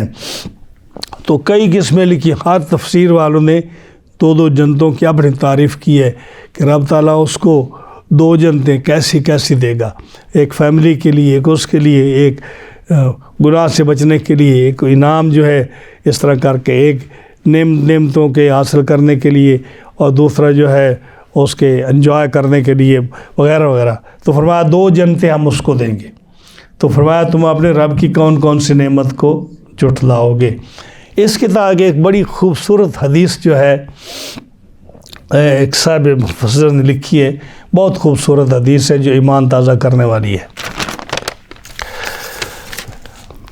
حضرت ابو ہریرہ رضی اللہ تعالیٰ عنہ سے روایت ہے، فرماتے ہیں قال قال رسول اللہ صلی اللہ علیہ وسلم من خاف ادلج، من خاف ادلج ومن ادلج بلغ، الا ان صلعۃ اللہ غالیۃ، الا ان صلعۃ اللہ الجنت۔ تفاسیر میں یہ آئی، کیا فرمایا؟ حضرت ابو ہریرہ کہتے ہیں کہ نبی کریم علیہ السلام نے فرمایا کہ جو شخص سفر کرے اور اس کے پاس سرمایہ ہو، اس کے پاس پیسے ہوں، دولت ہو، کوئی بھی ایسی قیمتی چیز ہو، اور وہ سفر میں ہو، تو وہ جو ہے نا جو اس کو خطرہ ہو کہ میرا مال کہیں چوری نہ ہو جائے، تو ادلجا وہ رات کو بھی سفر جاری رکھتا ہے تاکہ وہ منزل مقصود تک جلدی پہنچ جائے، اور سوئے نہیں۔ اگر سوئے گا راستے میں تو کہیں اس کا مال جو ہے نا وہ لوٹا نہ جائے، تو وہ جس کو ڈر ہوا اپنے مال کے چوری ہونے کا، ادلجا وہ رات کو سفر جاری رکھتا ہے، یعنی وہ محفوظ مقام پر پہنچنے کی کوشش کرتا ہے، اور جنگل میں نہیں سوتا، ایسی جگہ نہیں سوتا جہاں اس کو خطرہ ہو۔ وہ من ادلجا، اور جس کو یہ فکر ہو کہ میرا مال کہیں ضائع نہ ہو جائے، چوری نہ ہو جائے، وہ کیا بالغ، وہ اپنی منزل مقصود تک پہنچ جاتا ہے۔ جس کو فکر ہو اپنے مال کی، اور وہ بے خبر نہ ہو، سستی نہ کرے، سوئے نہیں، جنگل میں نہ سوئے، اور کہیں اکیلا نہ ہو، فرمایا وہ پہنچ جاتا ہے۔ اب نبی کریم علیہ السلام نے فرمایا الا، خبردار کیا۔ یہ الا کا صیغہ جو ہے نا یہ خبردار کے لیے ہوتا ہے، جیسے نہیں کھمبوں پر لکھا ہوتا خبردار، یہاں اتنے وولٹیج بجلی ہے، اگر ہاتھ لگاؤ گے تو ختم ہو جاؤ گے، اسی لیے خبردار لکھا ہوتا ہے۔ تو فارسی میں بدا کے خبر کے معنی میں آتا ہے، عربی میں الا آتا ہے، خبردار۔ نبی کریم علیہ السلام نے فرمایا خبردار، ان صلعۃ اللہ غالیۃ، اے مسلمان تیرے پاس جو مال ہے نا ایمان والا، غالیۃ، یہ بہت مہنگا ہے۔ سمجھے میری بات کو؟ نبی کریم علیہ السلام نے فرمایا اللہ، کیونکہ آپ کا خطاب کافروں کو تو نہیں ہے نا، ان کے پاس کون سا مال ہے، مومن کے لیے فرمایا اللہ ان صلعۃ اللہ غالیۃ، خبردار اللہ کا مال جو ہے، یعنی ایمان اللہ پر، اللہ کے رسول پر ایمان، جو ایمان کی شرائط ہیں جس پر ایمان لانا ضروری ہے، یہ غالیۃ، یہ سستا سودا نہیں ہے، اس کو ضائع نہ کرو، اس کو ایسے ہی نہ سمجھو کہ یہ معمولی بات ہے، فرمایا یہ بہت مہنگا ہے۔ الا ان صلعۃ اللہ الجنت، اور فرمایا کہ یہ جو مال ہے نا اللہ کا، یہ کیا ہے؟ جنت ہے، یعنی اس کی حفاظت کرو گے تو کیا ہوگا؟ جنت ملے گی۔ آج اسی چیز کو لوگ جو ہے نا وہ اس کو لائٹ لیتے ہیں، اسی چیز کو لائٹ لیتے ہیں، جبکہ ہم کوشش کرتے ہیں کہ اپنے مسلمان بھائیوں کو متنبع کریں، ہمارا اس میں کوئی فائدہ نہیں ہے۔ اعلیٰ حضرت عظیم البرکت رضی اللہ تعالی عنہ نے، آپ نے کتنی خوبصورت مثال دی ہے۔ آپ فرماتے ہیں سونا جنگل، سونا یعنی جس میں بالکل اندھیرا اور جنگل اور ڈراؤنا ہو، یعنی بالکل کوئی واقف نہ ہو آپ کا، وہ سونا جنگل، بالکل بیابان، کوئی واقف نہیں، کوئی سننے والا نہیں، تو اکیلا ہے، سونا جنگل، رات اندھیری، چھائی بدلی کالی ہے، چھائی یعنی رات بھی خطرناک ہے، اندھیرا ہے، اور بارش کا خطرہ ہے، اندھیرا بدلی چھائی ہوئی ہے اور جنگل بالکل سونا ہے، سونے والوں جاگتے رہیو، چوروں کی رکھوالی ہے۔ جب چور پہرا دینے والا ہو تو آپ کا مال بچ سکتا ہے۔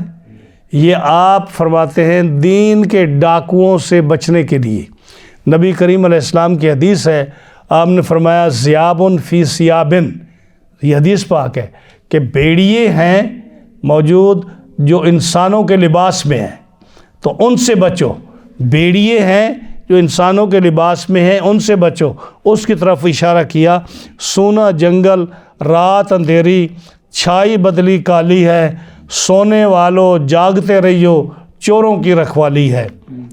اور چور کیسے ہیں؟ آنکھ سے کاجل صاف چرا لے، یعنی آنکھ سے سرما اور کاجل جو ہے نا وہ چور چرا لیں، اتنے وہ ایکسپرٹ ہیں۔ آنکھ سے کاجل صاف چرا لیں یا وہ چور بلا کے ہیں، تیری گٹھڑی تاکی ہے اور تو نے نیند نکالی ہے۔ یعنی جو تیرے پاس ہے نا وہ گٹھڑی ایمان والی، وہ ان کی نظر میں ہے، اور تو سویا ہوا ہے، تو اس کو اپنا ہمدرد سمجھ رہا ہے، تو اس کو اپنا ہمدرد سمجھ رہا ہے۔ اس نے تیری ایمان کی گٹھڑی اس کی نظر میں ہے اور تو سویا ہوا ہے، اور تمہیں پتہ نہیں ہے کہ وہ کیا ہے۔ اور چور اتنا ہوشیار ہے کہ جو آپ کو جو ہے نا آپ کی چوری کر لے گا اور تمہیں پتہ بھی نہیں چلے گا۔ نبی قرآن مجید کی آیت ہے، اگر آپ کو ضامت نہ ہو تو آپ پڑھیں اس کو، سورہ منافقین کی۔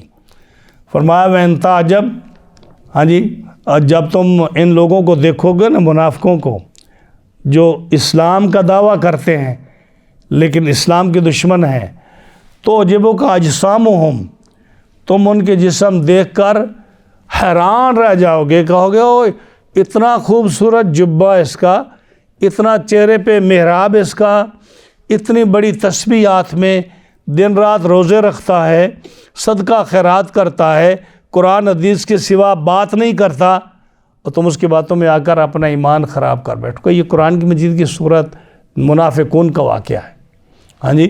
اور یہ اگر آپ کو اور تھوڑی زحمت دوں، آپ بخاری سے لے کر جتنی حدیث کی کتابیں ساری پڑھیں۔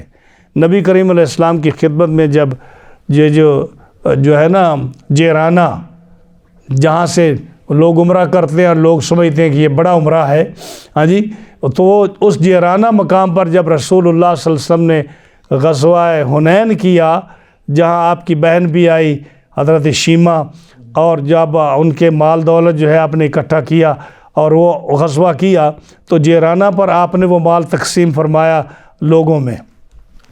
اس جیرانہ پر جب آپ تقسیم کر رہے تھے تو ایک شخص آیا، اس نے کہا محمد عدل کر، اس نے کہا محمد عدل کر، تو عدل نہیں کر رہا۔ آپ کا چہرہ سرخ ہو گیا۔ آپ نے فرمایا کہ اگر دنیا میں عدل میں نے نہیں کرنا تو کس نے کرنا ہے؟ تو صحابہ کھڑے ہوئے، احادیث نے دکھایا، میں آپ کو بتاؤں، یہ آن دا ریکارڈ بتا رہا ہوں میں، اس بخاری سے لے کر ساری کتابوں میں موجود ہے۔ حضرت ابوبکر اٹھے قتل کرنے کے لیے، آپ نے روک دیا۔ حضرت عمر اٹھے، آپ نے روک دیا۔ حضرت خالد بن ولید اٹھے، آپ نے روک دیا۔ جب یہ ان میں سے کوئی گیا تو آگے نماز پڑھ رہا تھا، حضور کو چھوڑ کر وہ اپنی علیحدہ نماز پڑھ رہا تھا۔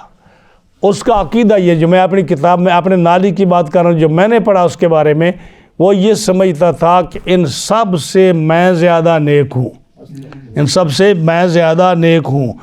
اور میں نے یہ بھی پڑھا کہ وہ لوگوں میں مشہور تھا نمازی، یعنی اس کے نام کا صحابہ کو اتنا پتہ نہیں تھا جتنا وہ مشہور تھا، وہ نمازی ہے جی، وہ نمازی۔ آپ جب کوئی بات ہوئی نا، پوچھا آپ نے کون، فرمایا وہ نمازی۔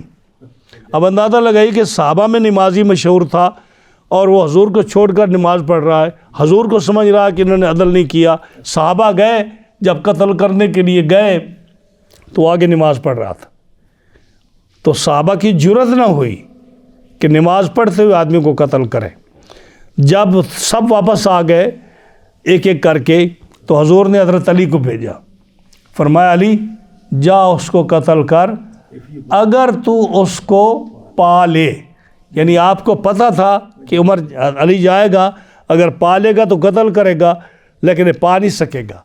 جب واپس آئے حضور وہ چلا گیا نماز پڑھ، آپ نے فرمایا تو کیسے اس کو قتل کر سکتا ہے؟ ان من دے حاضر شخص، اس کی پشت میں دیکھ رہا ہوں کہ ایک قوم نکلے گی، ایک قوم نکلے گی، یعنی اس کی اولاد در اولاد، اولاد در اولاد ایک نکلے گی، جو اتنی لمبی نمازیں پڑھیں گے کہ تم اپنی نمازیں ان کے سامنے حقیر سمجھو گے، اتنے روزے رکھیں گے کہ تم اپنے روزوں کو ان کے سامنے حقیر سمجھو گے۔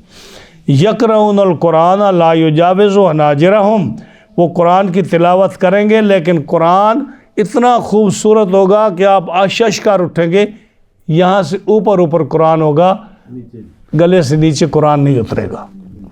ہاں جی، کسلیت، بڑی بڑی بڑی داڑیاں ہوں گی، باری داڑھی ہوں گی، کسلیت، غائر العینین، آنکھیں ان کی اندر گئی ہوئی ہوں گی، ہاں، مشرف الوجنتین، یہ ابرو ان کے جو ہے نا باہر نکلے ہوئے ہوں گے، حلق الراس، اور یہ جو ہے نا سر یہ منڈے ہوئیں گے، ٹینڈ کی ہوئی ہوگی، مشمر الازار، ان کی یہ سلواریں ہیں یہ پنڈلی تک اٹھی ہوئی ہوں گی، یعنی ٹخنوں تک نہیں ہوں گی، اوپر سلواریں انہوں نے اٹھائی ہوں گی۔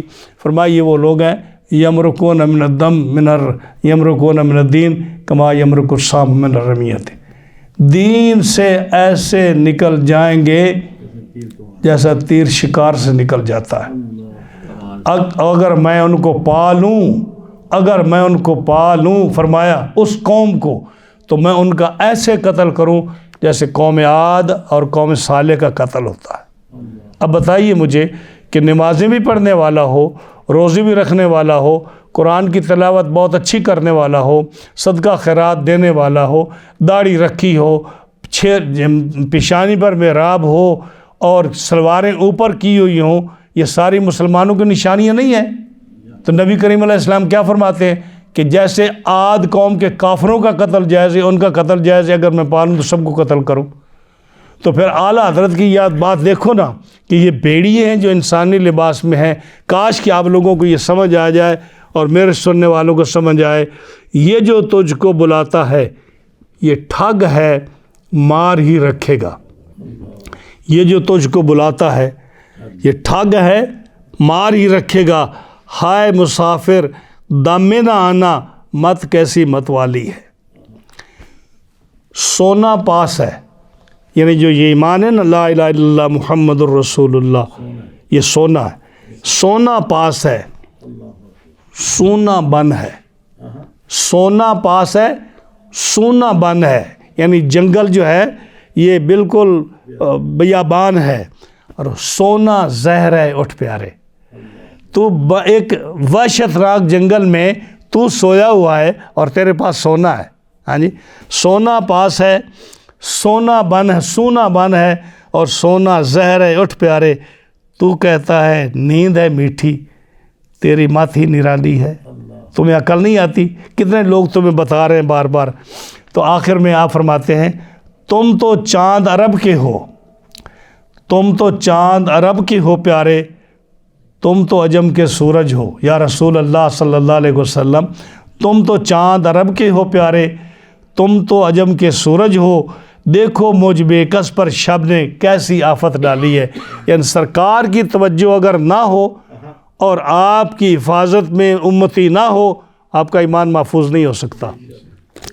ہاں جی، دنیا کو تو کیا جانے، یہ بس کی گانٹھ ہے ہر رافع، یہ دھوکے باز ہے۔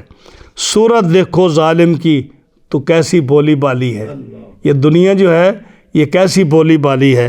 شہد دکھلائے، دیکھنے کے لیے کتنی میٹھی ہے، ڈالر کتنا میٹھا ہے، محلات کتنے میٹھے ہیں، یہ ملازمت کتنی میٹھی ہے۔ شہد دکھلائے زہر پلائے، قاتل ڈائن شوہر کش، خامد کو قتل کرنے والی ہے، اور یہ ڈائن ہے، قاتل ہے، دکھاتی شہد ہے اور پلاتی زہر ہے۔ شہد دکھلائے زہر پلائے، قاتل ڈائن شوہر کش، اس مردار پہ کیا للچایا، دنیا کی دیکھی بالی ہے، اس مردار کو تو کیوں اس کی طرف توجہ کرتا ہے۔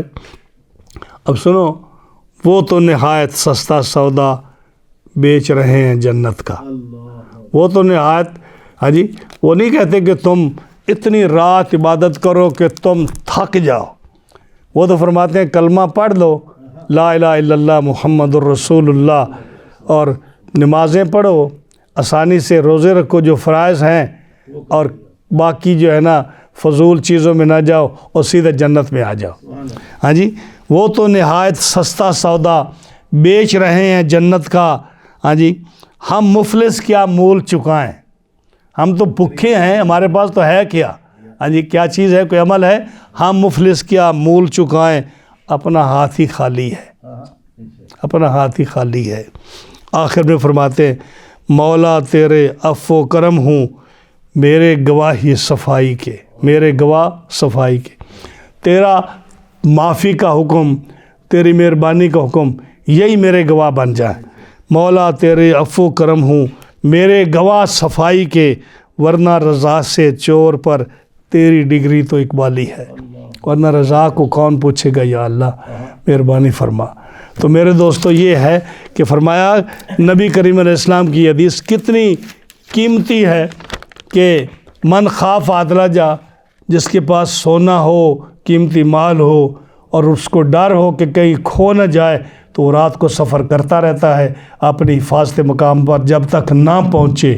ومن ادلجا بلغا، اور جس کو یہ خوف ہو اور سفر کرتا رہے احتیاط سے، وہ آخر منزل مقصود تک پہنچ جاتا ہے. اور جو ہے نہ توجہ کرے وہ مال لٹا کر بیٹھتا ہے. ہاں جی، الا خبردار ان صلاۃ اللہ غالیۃ، اللہ کا سودا ایمان جو ہے یہ بہت قیمتی ہے، اس کی ویلیو ہے، اس کی کوئی مثال نہیں، یہ بہت قیمتی ہے. الا ان صلاۃ اللہ الجنت، اور یاد رکھو اللہ کا سامان جو ہے وہ کیا ہے؟ جنت ہے. یہ تو فرمایا من قال لا الہ الا اللہ دخل الجنہ.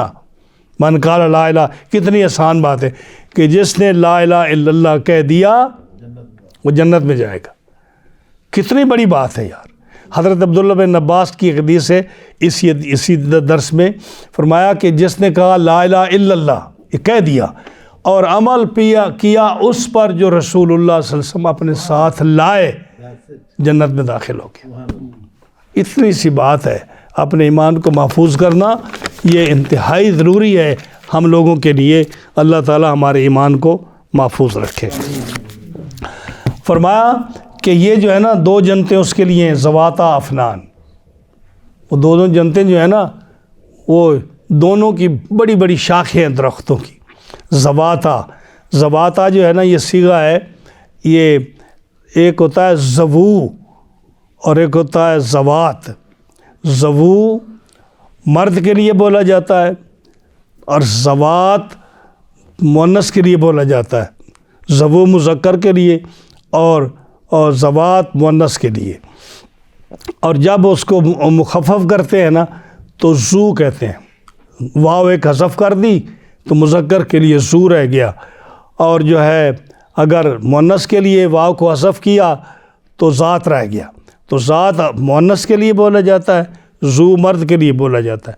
لیکن جب اس صیغے کو تثنیہ پر لے جائیں، دو کا ذکر کرنا ہو تو پھر واپس لوٹ آتی ہے. تو یہاں کیا فرمایا؟ ذواتا افنان.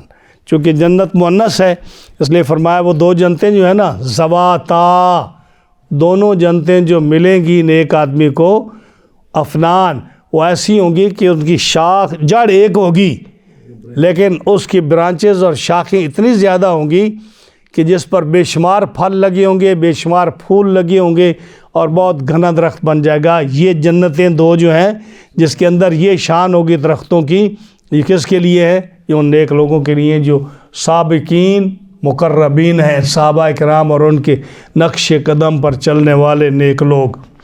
فَبِأَيِّ آلَاءِ رَبِّكُمَا تُكَذِّبَانِ، تم اپنے رب کی کون کون سی نعمتوں کو جھٹلاؤ گے. فِيهِمَا عَيْنَانِ تَجْرِيَانِ، ان دونوں جنتوں میں چشمے جاری ہوں گے، نہریں جاری ہوں گی. ایک نہر ہے تسنیم کی، ایک نہر ہے سلسبیل کی. یہ دونوں نہریں نکلتی ہیں اس پہاڑ سے جو مشک اور کافور کا پہاڑ ہے. یعنی جس کے اندر خوشبو ہوتی ہے نا، جس کو کستوری بولتے ہو، یہ کستوری کا پہاڑ ہے، اس سے یہ 2 نہریں نکلتی ہیں، یہ جو خاص جنت کی نہریں ہیں۔ اور یہ پھر اس کے اندر بعض علماء نے اس کی تفسیر یہ کی ہے کہ ایک نہر ہوگی اس پانی کی جو لم یتغیر طعمہ، جس کا ذائقہ نہیں بدلے گا، ہر وقت تازہ رہے گا، نفیس پانی رہے گا۔ ایک نہر اس کی ہوگی، اور ایک نہر ہوگی شرابن طہورا کی، کہ لذت حاصل کرنے کے لیے جو جنت کی شراب ہے وہ پی جائے گی، جس کے اندر لذت حاصل ہوگی، نشہ وغیرہ نہیں ہوگا۔ ایک نہر اس کی ہوگی۔ ایک صاحب نے، یہ مفسر نے یہ تفسیر کی ہے۔ دوسروں نے کہا ہے کہ جنت اس پہاڑ سے یہ 2 نہریں نکلیں گی، اور یہ جہاں تک نظر جائے گی نا اس کی، یہ بہہ رہی ہوں گی، اور ان کا حسن اور زیادہ ہوگا۔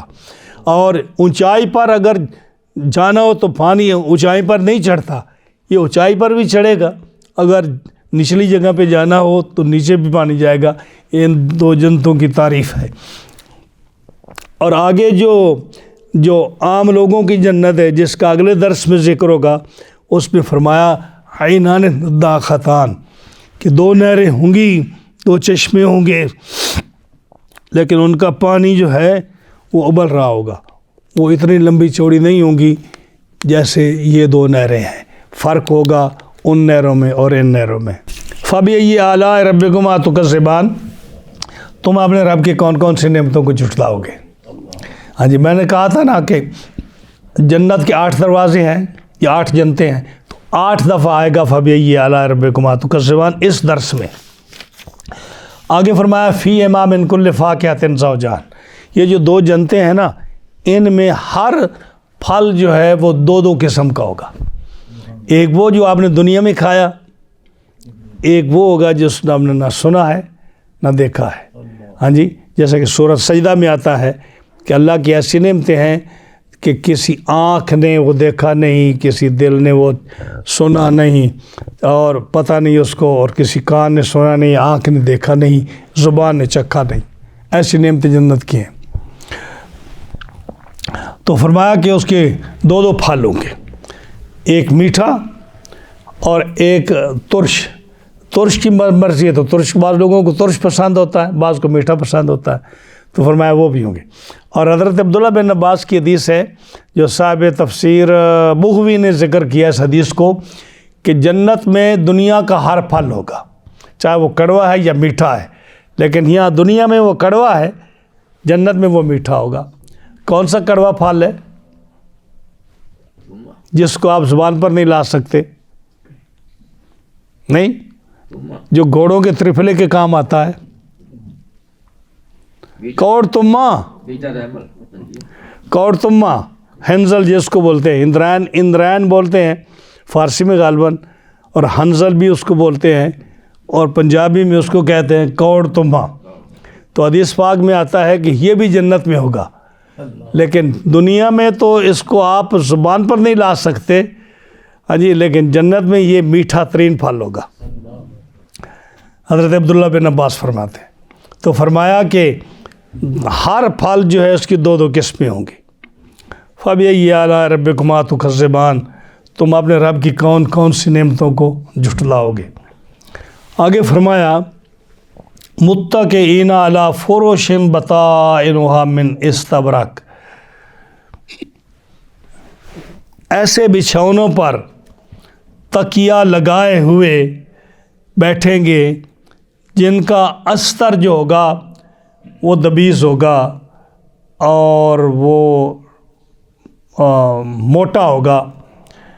وَجَنَى الْجَنَّتَيْنِ دان، اور دونوں جنتوں کے میوے جو ہیں وہ جھکے ہوئے ہوں گے۔ تو اپنے رب کی کون کون سی نعمتوں کو تم جھٹلاؤ گے؟ اب جنت کی پوزیشن بتا رہے کہ یہ جو متقین ہیں، سابقین ہیں، جس کا ذکر سورہ انشاءاللہ سورہ واقعہ میں آ گیا، والسابقون السابقون اولئک المقربون، یہ سابقین مقربین صحابہ کرام اور ان کے نقش قدم پر چلنے والے، ان کی طرح نیکیاں کرنے والے، ان کی طرح اللہ کی رضا پر چلنے والے، چاہے اس دور میں بھی ہوں، ان کے لیے کیا فرمایا کہ وہ تکیہ لگائے ہوئے بیٹھیں گے بچھونوں پر. ہاں جی, بطائنها من استبرق, وہ جو ان کے تکیے ہوں گے نا یا ان کے جو بچھونے ہوں گے وہ بادشاہوں کی طرح ہوں گے. جیسے آج بادشاہ کا بستر ہوتا ہے یا اس کے بیٹھنے کی جگہ ہوتی ہے, وہ استبرق ایک ہوتا ہے ابرا اور ایک ہوتا ہے استر. میں اس کو موٹی مثال دوں, آپ جن احباب نے کوٹ پہنے ہوئے ہیں یا جیکٹیں پہنی ہوئی ہیں, اس کا اندر والا حصہ دیکھیں, یہ بٹن کھول کے نا اندر والا حصہ دیکھیں اور باہر والا دیکھیں. یہ باہر والا جو ہے نا یہ ابرا کہلاتا ہے, باہر والا ابرا کہلاتا ہے, اور جو نیچے والا ہے اندر والا وہ استر کہلاتا ہے. اور ہمیشہ قاعدہ یہ ہے کہ استر جو ہوتا ہے نا یہ ابرا سے کم قیمت ہوتا ہے, کیونکہ وہ چھپا ہوتا ہے نا, وہ کسی نے دیکھنا نہیں ہوتا. اگر آپ جیکٹ لیں جا کر دیکھیں اوپر سے کتنی خوبصورت ہوگی, بہت بہترین بنی ہوگی, اور نیچے والا کپڑا جو ہے نا یہ 2 دفعہ آپ جیب میں کاشے ڈالیں کوئی چیز ڈالیں گے تو وہ پھٹ جائے گا. تو کہتے ہیں کہ نیچے والا جو ہے نا وہ استر ہے اور اوپر والا ابرا ہے. تو ابرا جو ہوتا ہے نا یہ استر سے بہتر ہوتا ہے. تو اللہ فرماتا ہے کہ وہ جن بستروں پر بیٹھے ہوں گے ان کا جو استر ہے وہ ریشمی استبرق کا ہوگا. وہ اتنا خوبصورت ہوگا کہ دنیا میں جیسے استبرق ہوتا ہے, وہ جو ریشمی قیمتی ترین کپڑا ہوتا ہے نا, جس سے بہتر اور کپڑا نہیں ہوتا, اس کا استر ہوگا وہ جو نیچے والا ہے. اوپر والے کو اللہ نے ذکر نہیں کیا. حضرت عبداللہ بن مسعود, حضرت ابو ہریرہ, ان کی حدیث ہے, وہ کہتے ہیں کہ جب نیچے والے استر کا یہ حال ہے تو ابرق کیسا ہوگا.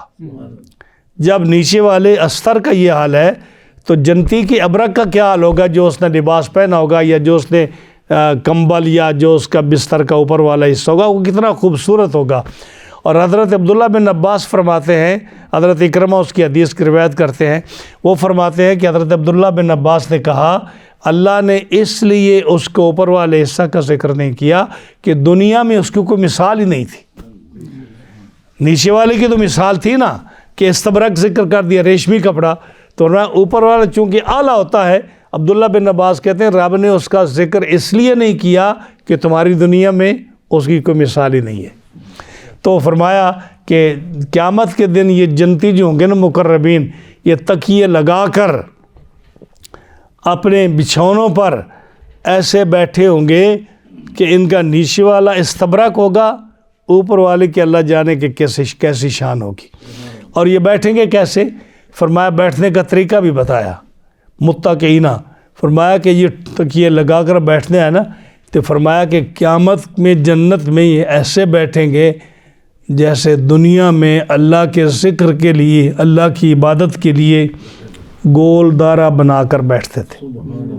تو جنت میں بیٹھنے والے کیسے بیٹھیں گے, جیسے گول دائرہ بنا کر متقابلین ایک دوسرے کی طرف منہ کر کے.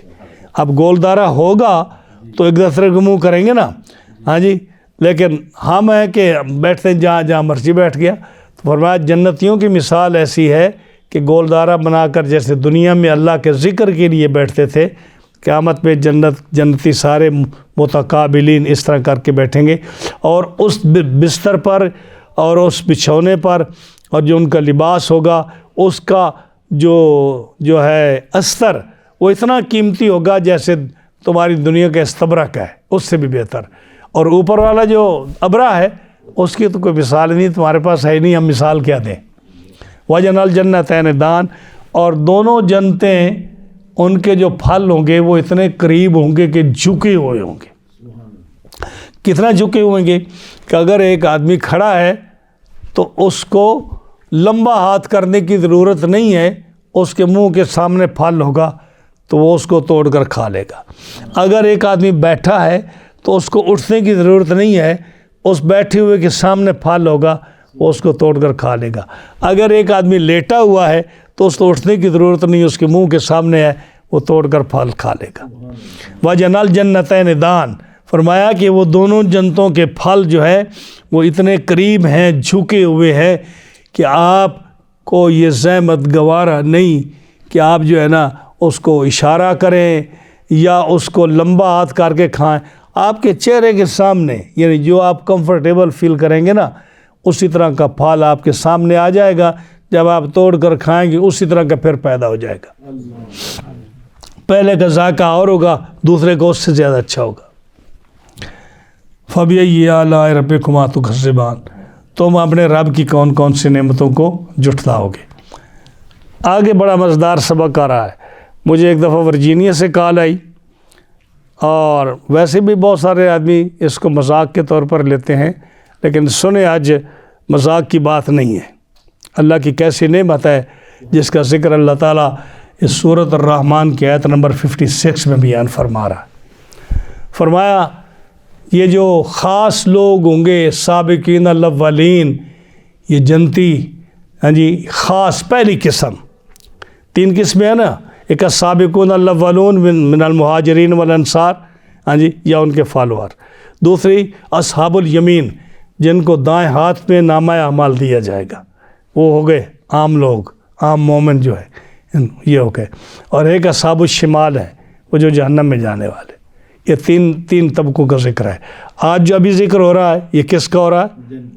سابقین الاولین کا، جو صحابہ ہیں، سابقون ہیں، مقربین ہیں اللہ کی بارگاہ ان کی۔ فرمایا فیہن قاصرات الطرف، ان بچھونوں پر، جو جنت کے بچھونے ہوں گے ان پر عورتیں ہوں گی، ان پر عورتیں ہوں گی، وہ عورتیں جن سے جنتی کا نکاح ہوگا، جو جنتی کی بیویاں ہوں گی۔ لم یطمثہن انس، جن کو جو کہ شوہر کے سوا کسی کو آنکھ اٹھا کر انہوں نے نہیں دیکھا ہوگا، یعنی سوائے شوہر کے ان عورتوں کی نظر کسی پر نہیں پڑی ہوگی، وہ عورتیں ہوں گی۔ اب اس میں 2 تفسیریں ہیں۔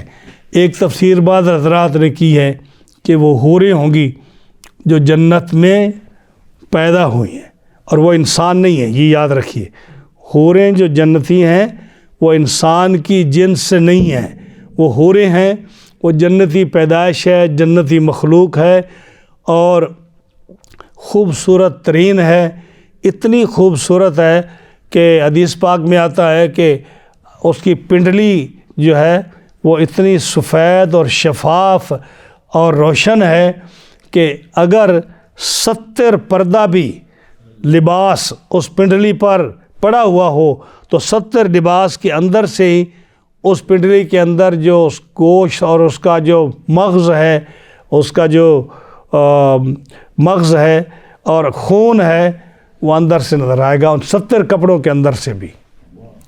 اور جیسے شیشے کی بوتل ہو، اس کے اندر کوئی مشروب ہو کسی قسم کا رنگ دار، تو جیسے شیشے سے وہ مشروب نظر آتا ہے، 70 کپڑوں اور جوڑوں کے اندر سے بھی اس کے جسم کا خون اور جو بہنے والا جو مادہ ہے وہ حور کا نظر آئے گا، اتنی خوبصورت ہے۔ اور اس کا جو دوپٹہ ہے، اس کا ایک حصہ جو ہے دنیا و مافیہ، دنیا کے اندر جتنی نعمتیں ہیں، جتنی قیمتی چیزیں ہیں، ان ساری کو اگر رکھ لو تو اس کا وہ دوپٹہ زیادہ قیمتی ہے۔ یہ حور کی شان ہے۔ لیکن نبی کریم علیہ یہ فرمایا کہ یہ جو ہے نا حوریں ایسی با پردہ ہوں گی کہ انہوں نے کسی غیر محرم مرد کو نہیں دیکھا ہوگا، سوائے اپنے شوہر کے ان کی نگاہ کسی طرف نہیں جائے گی۔ اور لم یطمثہن انس قبلہم ولا جان، اور جب وہ پیدا کی گئی ہیں، اور جب عورتیں حوریں تو پیدا ہو چکی ہیں، اور جب یہ عورتیں، ہماری عورتیں جو مسلمان عورتیں ہیں، مرنے کے بعد دوبارہ جب ان کو زندہ کیا جائے گا اور یہ قبر میں جائیں گی تو یہ ایسی ہوں گی کہ لم یطمثہن انس، ان کو کسی انسان نے ٹچ نہیں کیا ہوگا، کواری ہوں گی، ٹچ نہیں کیا ہوگا، نہ کسی انسان نے نہ کسی جن نے ٹچ کیا ہوگا۔ یعنی اگر مسلمان جن ہے تو اس کے لیے مسلمان جنی عورت ہوگی، اس کو کسی جن نے ٹچ نہیں کیا ہوگا۔ اگر مسلمان مرد ہے تو اس کو جو مسلمان عورت یا حور ملے گی اس کو کسی انسان نے ٹچ نہیں کیا ہوگا، وہ ایسی ہوگی۔ اور فرمایا کہ اس میں وہ عورتیں ہیں جنہوں نے شوہر کے سوا کسی کو آنکھ اٹھا کر نہیں دیکھا، اور ان سے پہلے ان کو نہ چھوا ہوگا کسی انسان نے اور نہ کسی جن نے، تو اپنے رب کی کون کون سی نعمتوں کو تم جھٹلاؤ گے۔ اب یہاں مجھے فون آیا ہے، کہتے ہیں جی مرد کو تو 70 حوریں ملیں گی، عورت کو کیا ملے گا؟ ہاں جی، یہ میری نظر میں ایک بےہودہ سوال ہے جو انسان کو ایک اللہ کے دین کے ساتھ وہ مذاق کر رہا ہے۔ تو میرا یہ میسیج جو ہے نا، یہ پوری دنیا میں جاتا ہے، جہاں جہاں بھی لوگ سنتے ہیں، اور اللہ کے فضل سے یہ جب رہے گا کمپیوٹر پر تو دنیا اس کو سنے گی۔ سنیے، جو آج عورت آپ کے نکاح میں ہے، اگر وہ مسلمان ہے اور اس کی موت مسلمان اسلام پر واقع ہوگی، اور وہ بھی اور آپ بھی اگر جنت میں جائیں گے، تو یہی عورت جو ہے یہ آپ کی بیوی ہوگی جنت میں، یہی عورت آپ کی بیوی ہوگی۔ حضرت ام سلمہ رضی اللہ تعالی عنہا، انہوں نے حضور صلی اللہ علیہ وسلم سے پوچھا، یا رسول اللہ صلی اللہ علیہ وسلم، جنت میں حوریں افضل ہوں گی یا یہ جو دنیا کی بیوی ہے جس کے ساتھ نکاح ہوگا یہ افضل ہوگی؟ ہاں جی، آج تو ہم ایسے کم ظرف ہیں کہ جب شادی کرنی ہوتی ہے تو ہم کتنی چیزیں چھپاتے ہیں۔ ہاں، یعنی میں بھی ایک فیملی والا ہوں، آپ لوگ بھی فیملی والے ہیں۔ کوئی آدمی جب شادی کرتا ہے تو وہ چیزیں ظاہر نہیں کرتا، نہ وہ اپنی جہالت بتاتا ہے، اور نہ وہ اپنا بزنس بتاتا ہے، نہ اپنی وہ شرافت بتاتا ہے۔ اور یہی مسئلہ آج کل دنیا میں سب سے زیادہ اہم ہے۔ نظر ہوتی ہے کہ بیوی ایسی ملے جو چاند جیسی ہو، اس کے اندر کوئی عیب نہ ہو کسی قسم کا، لیکن اپنے گریبان میں کبھی جھانک کر نہیں دیکھا کہ تم کیسے ہو۔ اور جب وہ کسی بھی طرح سے آپ شادی کر لیتے ہیں تو آپ دنیا کے حالات دیکھیں، خاص کر جتنے بھی ہمارے ممالک میں جو لوگ کرتے ہیں، جب وہ بچی گھر آتی ہے اپنے ماں باپ کو چھوڑ کر، تو پھر جب اس پر حقیقت واضح ہوتی ہے کہ اس گھر کی تو یہ حالت ہے اور میرے خامد صاحب جو ہیں یہ ایسے نالائق اور نکمے ہیں، تو پھر اس کے بعد پھر بھی اس کی شرافت ہے کہ وہ اپنے ماں باپ کو جا کر پھر بھی اچھا بتاتی ہے۔ لیکن ادھر جو ہے اس کا رویہ، چونکہ گھر میں آمدنی نہیں ہے، تعلیم نہیں ہے، کاروبار نہیں ہے، جھوٹ پر سارا پروگرام بنایا گیا ہے، تو گھر میں چپکلیں شروع ہو جاتی ہے۔ اور جب کچھ دن گزر جاتے ہیں، بچے ہو جاتے ہیں، تو پھر یہ جھکے مارنے کے لیے دائیں بائیں اور ادھر ادھر جو ہے نا یہ کرتا ہے، اور اپنی بیوی کی شرافت کو نہیں دیکھتا۔ ہاں جی، اور بیوی جو ہے وہ ہمیشہ جو ہے خامد کی تابعدار رہتی ہے، الا ماشاءاللہ، میں سب کی بات نہیں کر رہا، لیکن اکثر جو ہمارے سننے دیکھنے میں آیا ہے کہ عورت بڑا شرم و حیا اور اپنے گھر کی یعنی وفاداری میں بڑی سلیقہ دار، اور جو ہے وہ کوشش کرتی ہے گھر میں ایڈجسٹ ہو جائے، اور یہ دوسری بھی کرنے کی سوچتا ہے، اپنی جہالت کا اس کو پتہ نہیں، علم نہیں ہے۔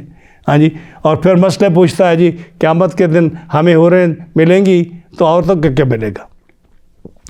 تیری حالت تو یہ ہے۔ اب صحیح بات جو ہے نا، شریعت نے، اسلام نے، اللہ تعالیٰ جل شانہ نے عورت کو جو شہوت دی ہے مرد سے کئی گنا زیادہ ہے۔ میں آپ کو ایک اسلامی بات بتا رہا ہوں، عورت کو رب تعالیٰ نے شہوت دی ہے وہ مرد سے کئی گنا زیادہ ہے۔ کیا مطلب؟ کہ عورت کو آدمی جتنا مرضی سٹرانگ ہو وہ مطمئن نہیں کر سکتا۔ جب وہ مطمئن نہیں کر سکتا تو دوسری عورت کے خیال میں کیا سوچتا ہے کہ تو دوسری عورت ملے۔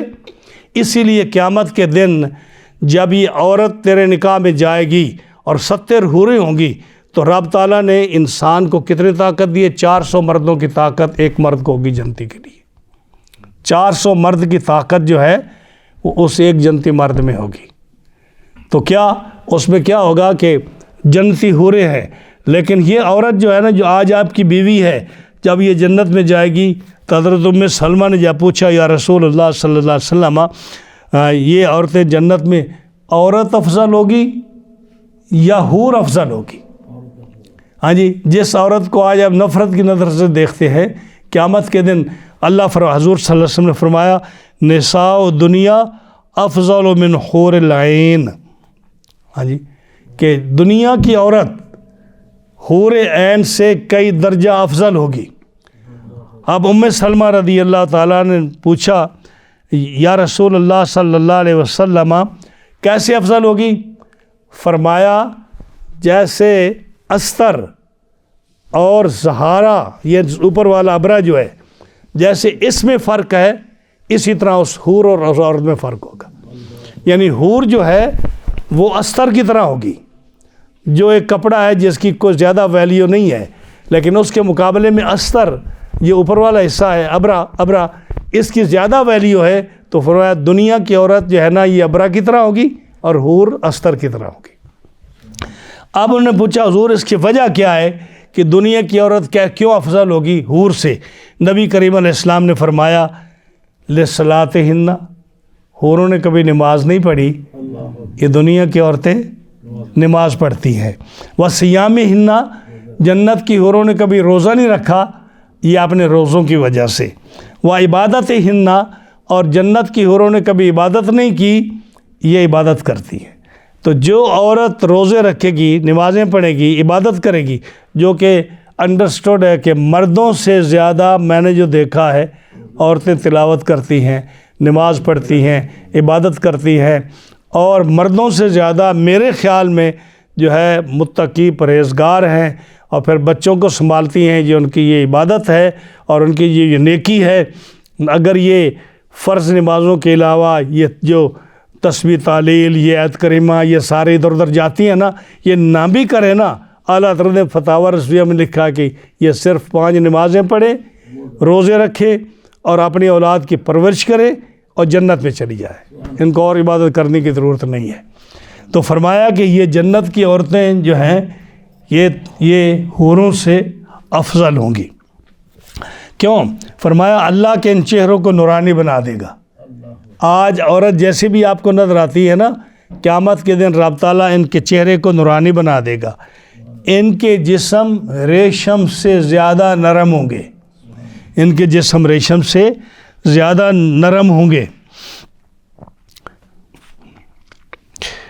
ان کے چہرے سفید ہوں گے، ان کا لباس سخت ہوگا ان بیویوں کا، ان کے زیورات سونے کی طرح زرد ہوں گے، ان کی انگوٹھیاں موتیوں کی ہوں گی، ان کی کنگھیاں سونے کی ہوں گی، اور اللہ کی ظاہری اور باطنی نعمتوں کی وجہ سے وہ کہیں گی، خامدوں کو کہیں گی الا نحن الخالدات فلا نموت ابدا، خبردار کان کھول کر سن لو، ہم ہمیشہ رہنے والی ہیں، ہمیں موت نہیں آئے گی۔ یہ خامد کو کہیں گی، ہاں جی، وہاں تو جان نہیں چھڑا سکوگے نا، ہاں جی۔ فرمایا کہ خبردار کان کھول کر سن لو، الا نحن الخالدات فلا نموت ابدا، خبردار سن لو ہم ہمیشہ رہنے والی ہیں، ہمیں کبھی موت نہیں آئے گی۔ الا ونحن الناعمات فلا نباس ابدا، اور سن لو ہم نازک بدن والی ہیں، خوبصورت ترین ہیں، کبھی پرانی نہیں ہوں گی۔ طوبیٰ لمن کنا لہو وکان لنا، خوش بخت ہے وہ شخص جو ہمارا خامد ہے، اور خوش بخت ہیں ہم جس کی بیویاں ہیں۔ یہ قیامت کے دن وہ اعلان کریں گی۔ اب جو ہے فرمایا، آگے فرمایا کہ کانہن الیاقوت والمرجان، ان کے چہرے ایسے ہوں گے جیسے یاقوت ہے اور مرجان ہے، یہ دونوں پتھر ہیں، یہ دونوں بڑی قیمتی پتھر ہیں۔ یاقوت وہ پتھر ہے کہ جس میں اگر سوراخ کرو اور دھاگا ڈالو تو اس پتھر کے اندر سے وہ دھاگا نظر آئے۔ تو فرمایا وہ عورتیں جو ہیں گی ان کے چہرے یاقوت کی طرح ہوں گے اور جسم ان کا مرجان کی طرح ہوگا۔ تو ان کے جسم کی جو پنڈلی ہے، جیسے میں نے ذکر کیا، اس سے گودا نظر آئے گا، تو اتنی خوبصورت ترین اللہ تعالیٰ اس اپنی اسے اپنے بندے کی بیوی کو اور حور کو بنائے گا کہ انسان آشش کر اٹھے گا، ایسے ہوں گے جیسے یاقوت اور مرجان ہیں، یعنی چہرے سرخ یاقوت کی طرح اور بدن مرجان کی طرح سفید اور شفاف ہوں گے۔ اب ایک بات جو یہاں میں نے ذکر کرنی ابھی کہ فرمایا نا کہ وہ عورتیں جو ہوں گی حوریں اور بیویاں وہ اتنی خوبصورت ہوں گی اور وہ اتنی شرم و حیا والی ہوں گی کہ ان کی نظر کسی غیر محرم پر نہیں پڑے گی۔ یہ اصل زیور ہے عورت کا۔ صحابہ کرام موجود ہے، رسول اللہ صلی اللہ علیہ وسلم نے سارے صحابہ سے پوچھا، مسجد بھری ہوئی ہے، آپ نے فرمایا میرے صحابہ مرد کا حق عورت پر کیا ہے اور عورت کا حق مرد پر کیا ہے؟ یہ سمپل سا سوال پوچھا آپ نے، کسی صحابی کو اس کا جواب نہیں آیا۔ ابو بکر صدیق سے لے کر واشی تک جتنے بھی صحابہ بیٹھے ہیں کسی صحابی نے اس کا جواب نہیں دیا کہ مرد کا حق عورت پر کیا ہے، عورت کا حق مرد پر کیا ہے۔ حضرت علی رضی اللہ تعالیٰ عنہ پیچھے سے کھسک گئے، چونکہ گھر قریب تھا تو حضرت فاطمہ کے پاس گئے، ہاں جی، تو جا کر پوچھا کہ حضور نے ایک سوال کیا ہے اور کسی کو اس کا جواب نہیں آیا، تو یہ سوال ہے۔ مائی صاحبہ رضی اللہ تعالیٰ عنہ انہوں نے فرمایا کہ مرد کا حق عورت پر یہ ہے کہ اس کی نگاہ سوائے اپنی بیوی کے کسی اور پر نہ پڑے، اور عورت کا حق یہ ہے کہ اس کی نگاہ اپنے شوہر کے علاوہ کسی پر نہ پڑے۔ اب یہ جواب سنا تو پھر آ گئے مجلس میں اور آ کر بڑا بننے لگے اور حضور صلی اللہ علیہ وسلم کی خدمت میں عرض کیا حضور یہ جواب ہے، تو فرمایا فاطمہ میرے جگر کا ٹکڑا ہے۔ آپ نے کیا فرمایا؟ فاطمہ میرے جگر کا ٹکڑا ہے، یعنی ہمیں پتہ چل گیا ہے کہ تو کہاں سے یہ جواب لایا ہے۔ تو میرے دوستو، میرے آج کے پورے درس کا جو خلاصہ ہے، پورے درس کا خلاصہ ایک تو یہ ہے جو میں نے حضرت ابو ہریرہ کی حدیث سنائی کہ ایمان ایسی دولت ہے جس کو آپ بچاؤ جتنا بچا سکتے ہو، خدا کے لیے اس کو ضائع نہ کرو۔ یہ میرے ایک آج درس کا ایک خلاصہ یہ ہے۔ دوسرا خلاصہ یہ ہے کہ عورت کی خوبصورتی اس کا شرم و حیا ہے، اس کی خوبصورتی شرم و حیا ہے، اور آج کوئی آدمی اس شرم و حیا کو نہیں دیکھتا۔ آج لوگ دیکھتے ہیں کہ اس کی خوبصورتی چہرے کی کیسے ہے، اس کے بدن کی کیسے ہے، کبھی کسی نے نہیں پوچھا اس کے اخلاق کیسے ہیں۔ مجھے جی یہ پڑھی ہوئی کتنا ہے، پوچھتے ہیں جی یہ اس نے کوئی کورس وغیرہ کیا یا نہیں کیا، اس کی شکل و صورت کیسی ہے، اس کا قد کیسا ہے، ہاں جی۔ تو اس کے بعد ایک صاحب مفسر نے بڑی خوبصورت بات کہی، انہوں نے کہا کہ قرآن نے جو ذکر کیا نا اس آیت میں خلاصہ ذکر کر دیا کہ جنت کی عورت کی خوبی کیا ہوگی کہ وہ جو جنت کی عورت ہے، چاہے حور ہے یا بیوی ہے جس نے اس کے نکاح میں آنا ہے، اس کی نظر کسی غیر محرم مرد پر نہیں پڑی ہوگی اور نہ پڑے گی۔ جنت میں جو دیواریں ہیں، جو پردے لگے ہوئے ہیں، جو چھتیں ہیں، جو مکان ہیں، ان کے کمرے بنے ہوئے ہیں، وہ اس لیے نہیں ہے کہ وہاں فلڈ سے بچا جا سکے، سردی سے بچا جا سکے، گرمی سے بچا جا سکے، ایئر کنڈیشن کی ہوا باہر نہ جائے، ہیٹ باہر نہ جائے، ہاں جی، وہ اس لیے نہیں ہے، وہ اس لیے نہیں ہے کہ چوری نہ ہو جائے، اس لیے نہیں کہ ڈاکہ نہ پڑ جائے، وہ اس لیے ہے کہ کسی غیر محرم کی نظر عورت پر نہ پڑے، کسی عورت کی نظر غیر محرم مرد پر نہ پڑے۔ انڈرسٹوڈ؟ سمجھ آئی آپ کو؟ جب اسلام یہ ہمیں بتاتا ہے، جب اسلام ہمیں یہ بتاتا ہے، تو آج دیکھو کہ کتنے اسلامی ملک ہیں، ایک ڈرامے میں ایک عورت جو ہے وہ بیوی ہے اور اگلے ڈرامے میں اس کی بہن ہے، ایک ڈرامے میں بیٹی ہے، اگلے ڈرامے میں اس کی بیوی ہے، اور وہ بیڈ ایک ہے جس پر وہ ذلیل انسان بھی لیٹا ہوا ہے اور اس کے ساتھ وہ مسلمان عورت بھی لیٹی ہوئی ہے. ہاں جی. اور جب کوئی ایسا سین آتا ہے تو بیٹا ہے وہ ماں کو گلے لگا کر اس کو مل رہا ہے، بہن بھائی کو مل رہا ہے، اور اگلے ڈرامے میں وہ پتہ نہیں کون ہے کون نہیں ہے، یعنی نہ وہ بہن ہے نہ وہ ماں ہے. کیا یہ شرم و حیا کی دھجیاں نہیں بکھیری جا رہی؟ یہ قرآن تو کہتا ہے کہ جنت میں غیر محرم مرد پر حور کی اور بیوی کی نظر نہیں پڑے گی، اور آج یہ ایسے ڈرامے کر کے تو یہ اسلام کی خدمت کر رہے ہیں. اور پھر جب ان سے بات ہو تو آپ ان کی انٹرویوز سنیں ٹی وی پر، کہتے ہیں جی ماشاء اللہ ماشاء اللہ، ہاں جی انشاءاللہ یہ میرا ڈرامہ بڑا ہٹ ہوا ہے. تو یہ کفریہ بات نہیں ہے. انشاءاللہ کا معنی کا پتہ ہے؟ اگر اللہ نے چاہا تو میں جو ذلیل حرکت کر رہی ہوں یا میں جو ذلیل حرکت کر رہا ہوں، اللہ نے چاہا تو یہ ڈرامہ بڑا ہٹ ہوگا.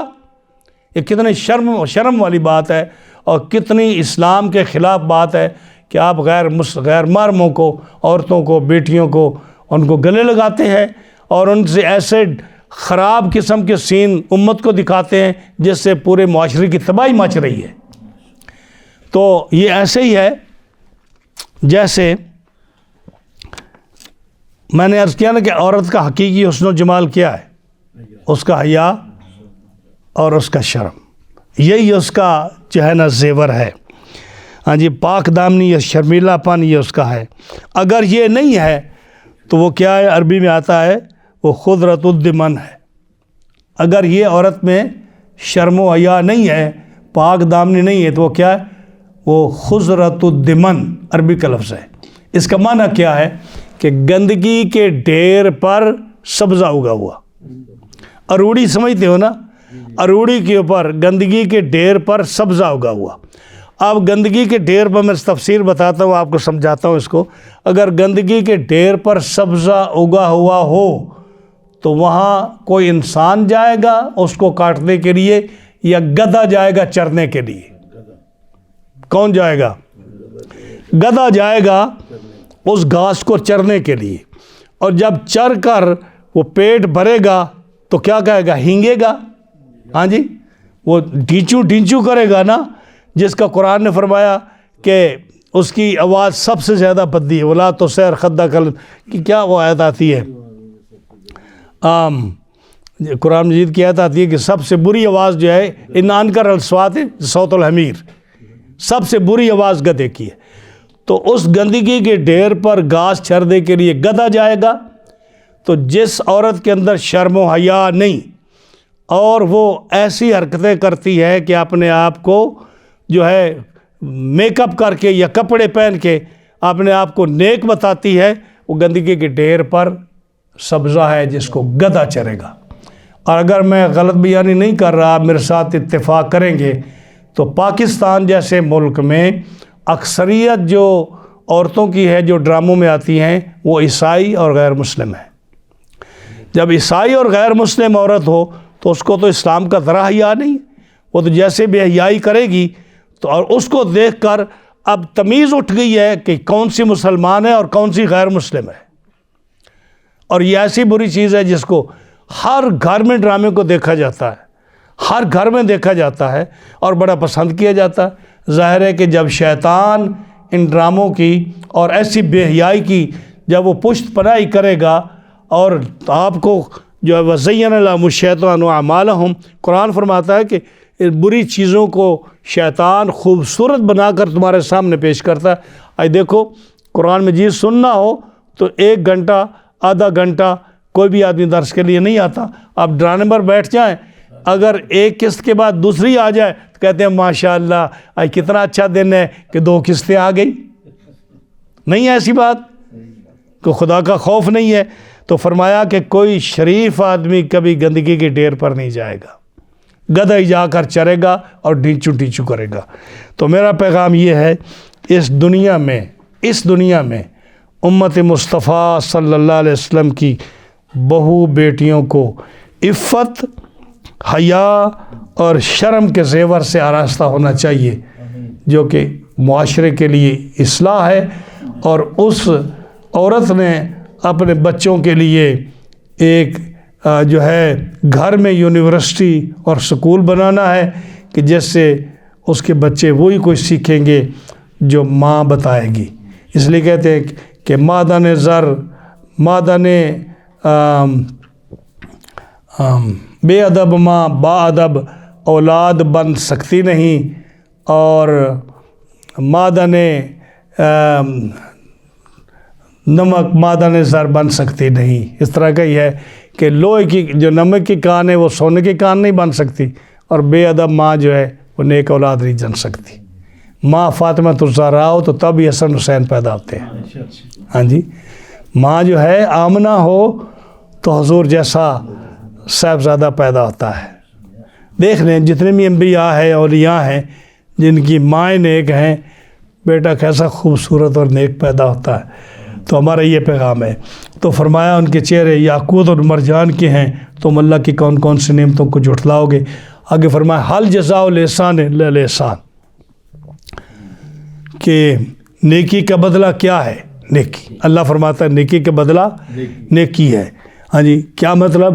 کہ تم دنیا میں تم نے نیکی کی تو اس کا بدلہ ہم تمہیں جنت میں جنت دیں گے. یہ نیکی کا بدلہ ہے.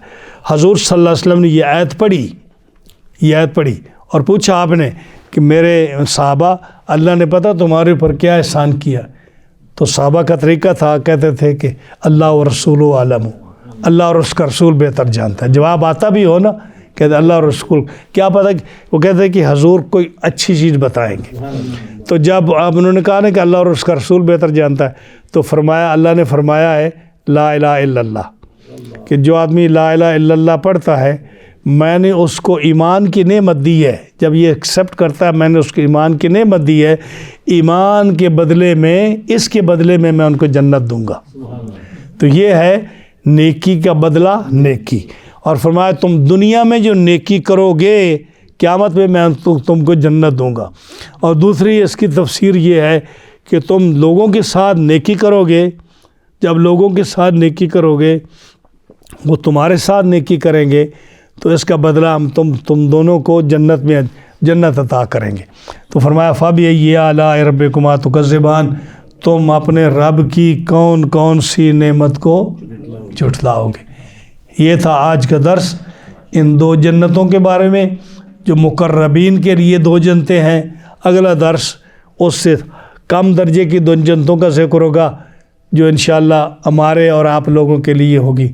ان جنتوں کا ذکر انشاءاللہ اگلے درس میں ہوگا. رب تعالیٰ اس ہمارے درس کو محنت کو اپنی بارگاہ لم یزل میں قبول اور منظور فرمائے.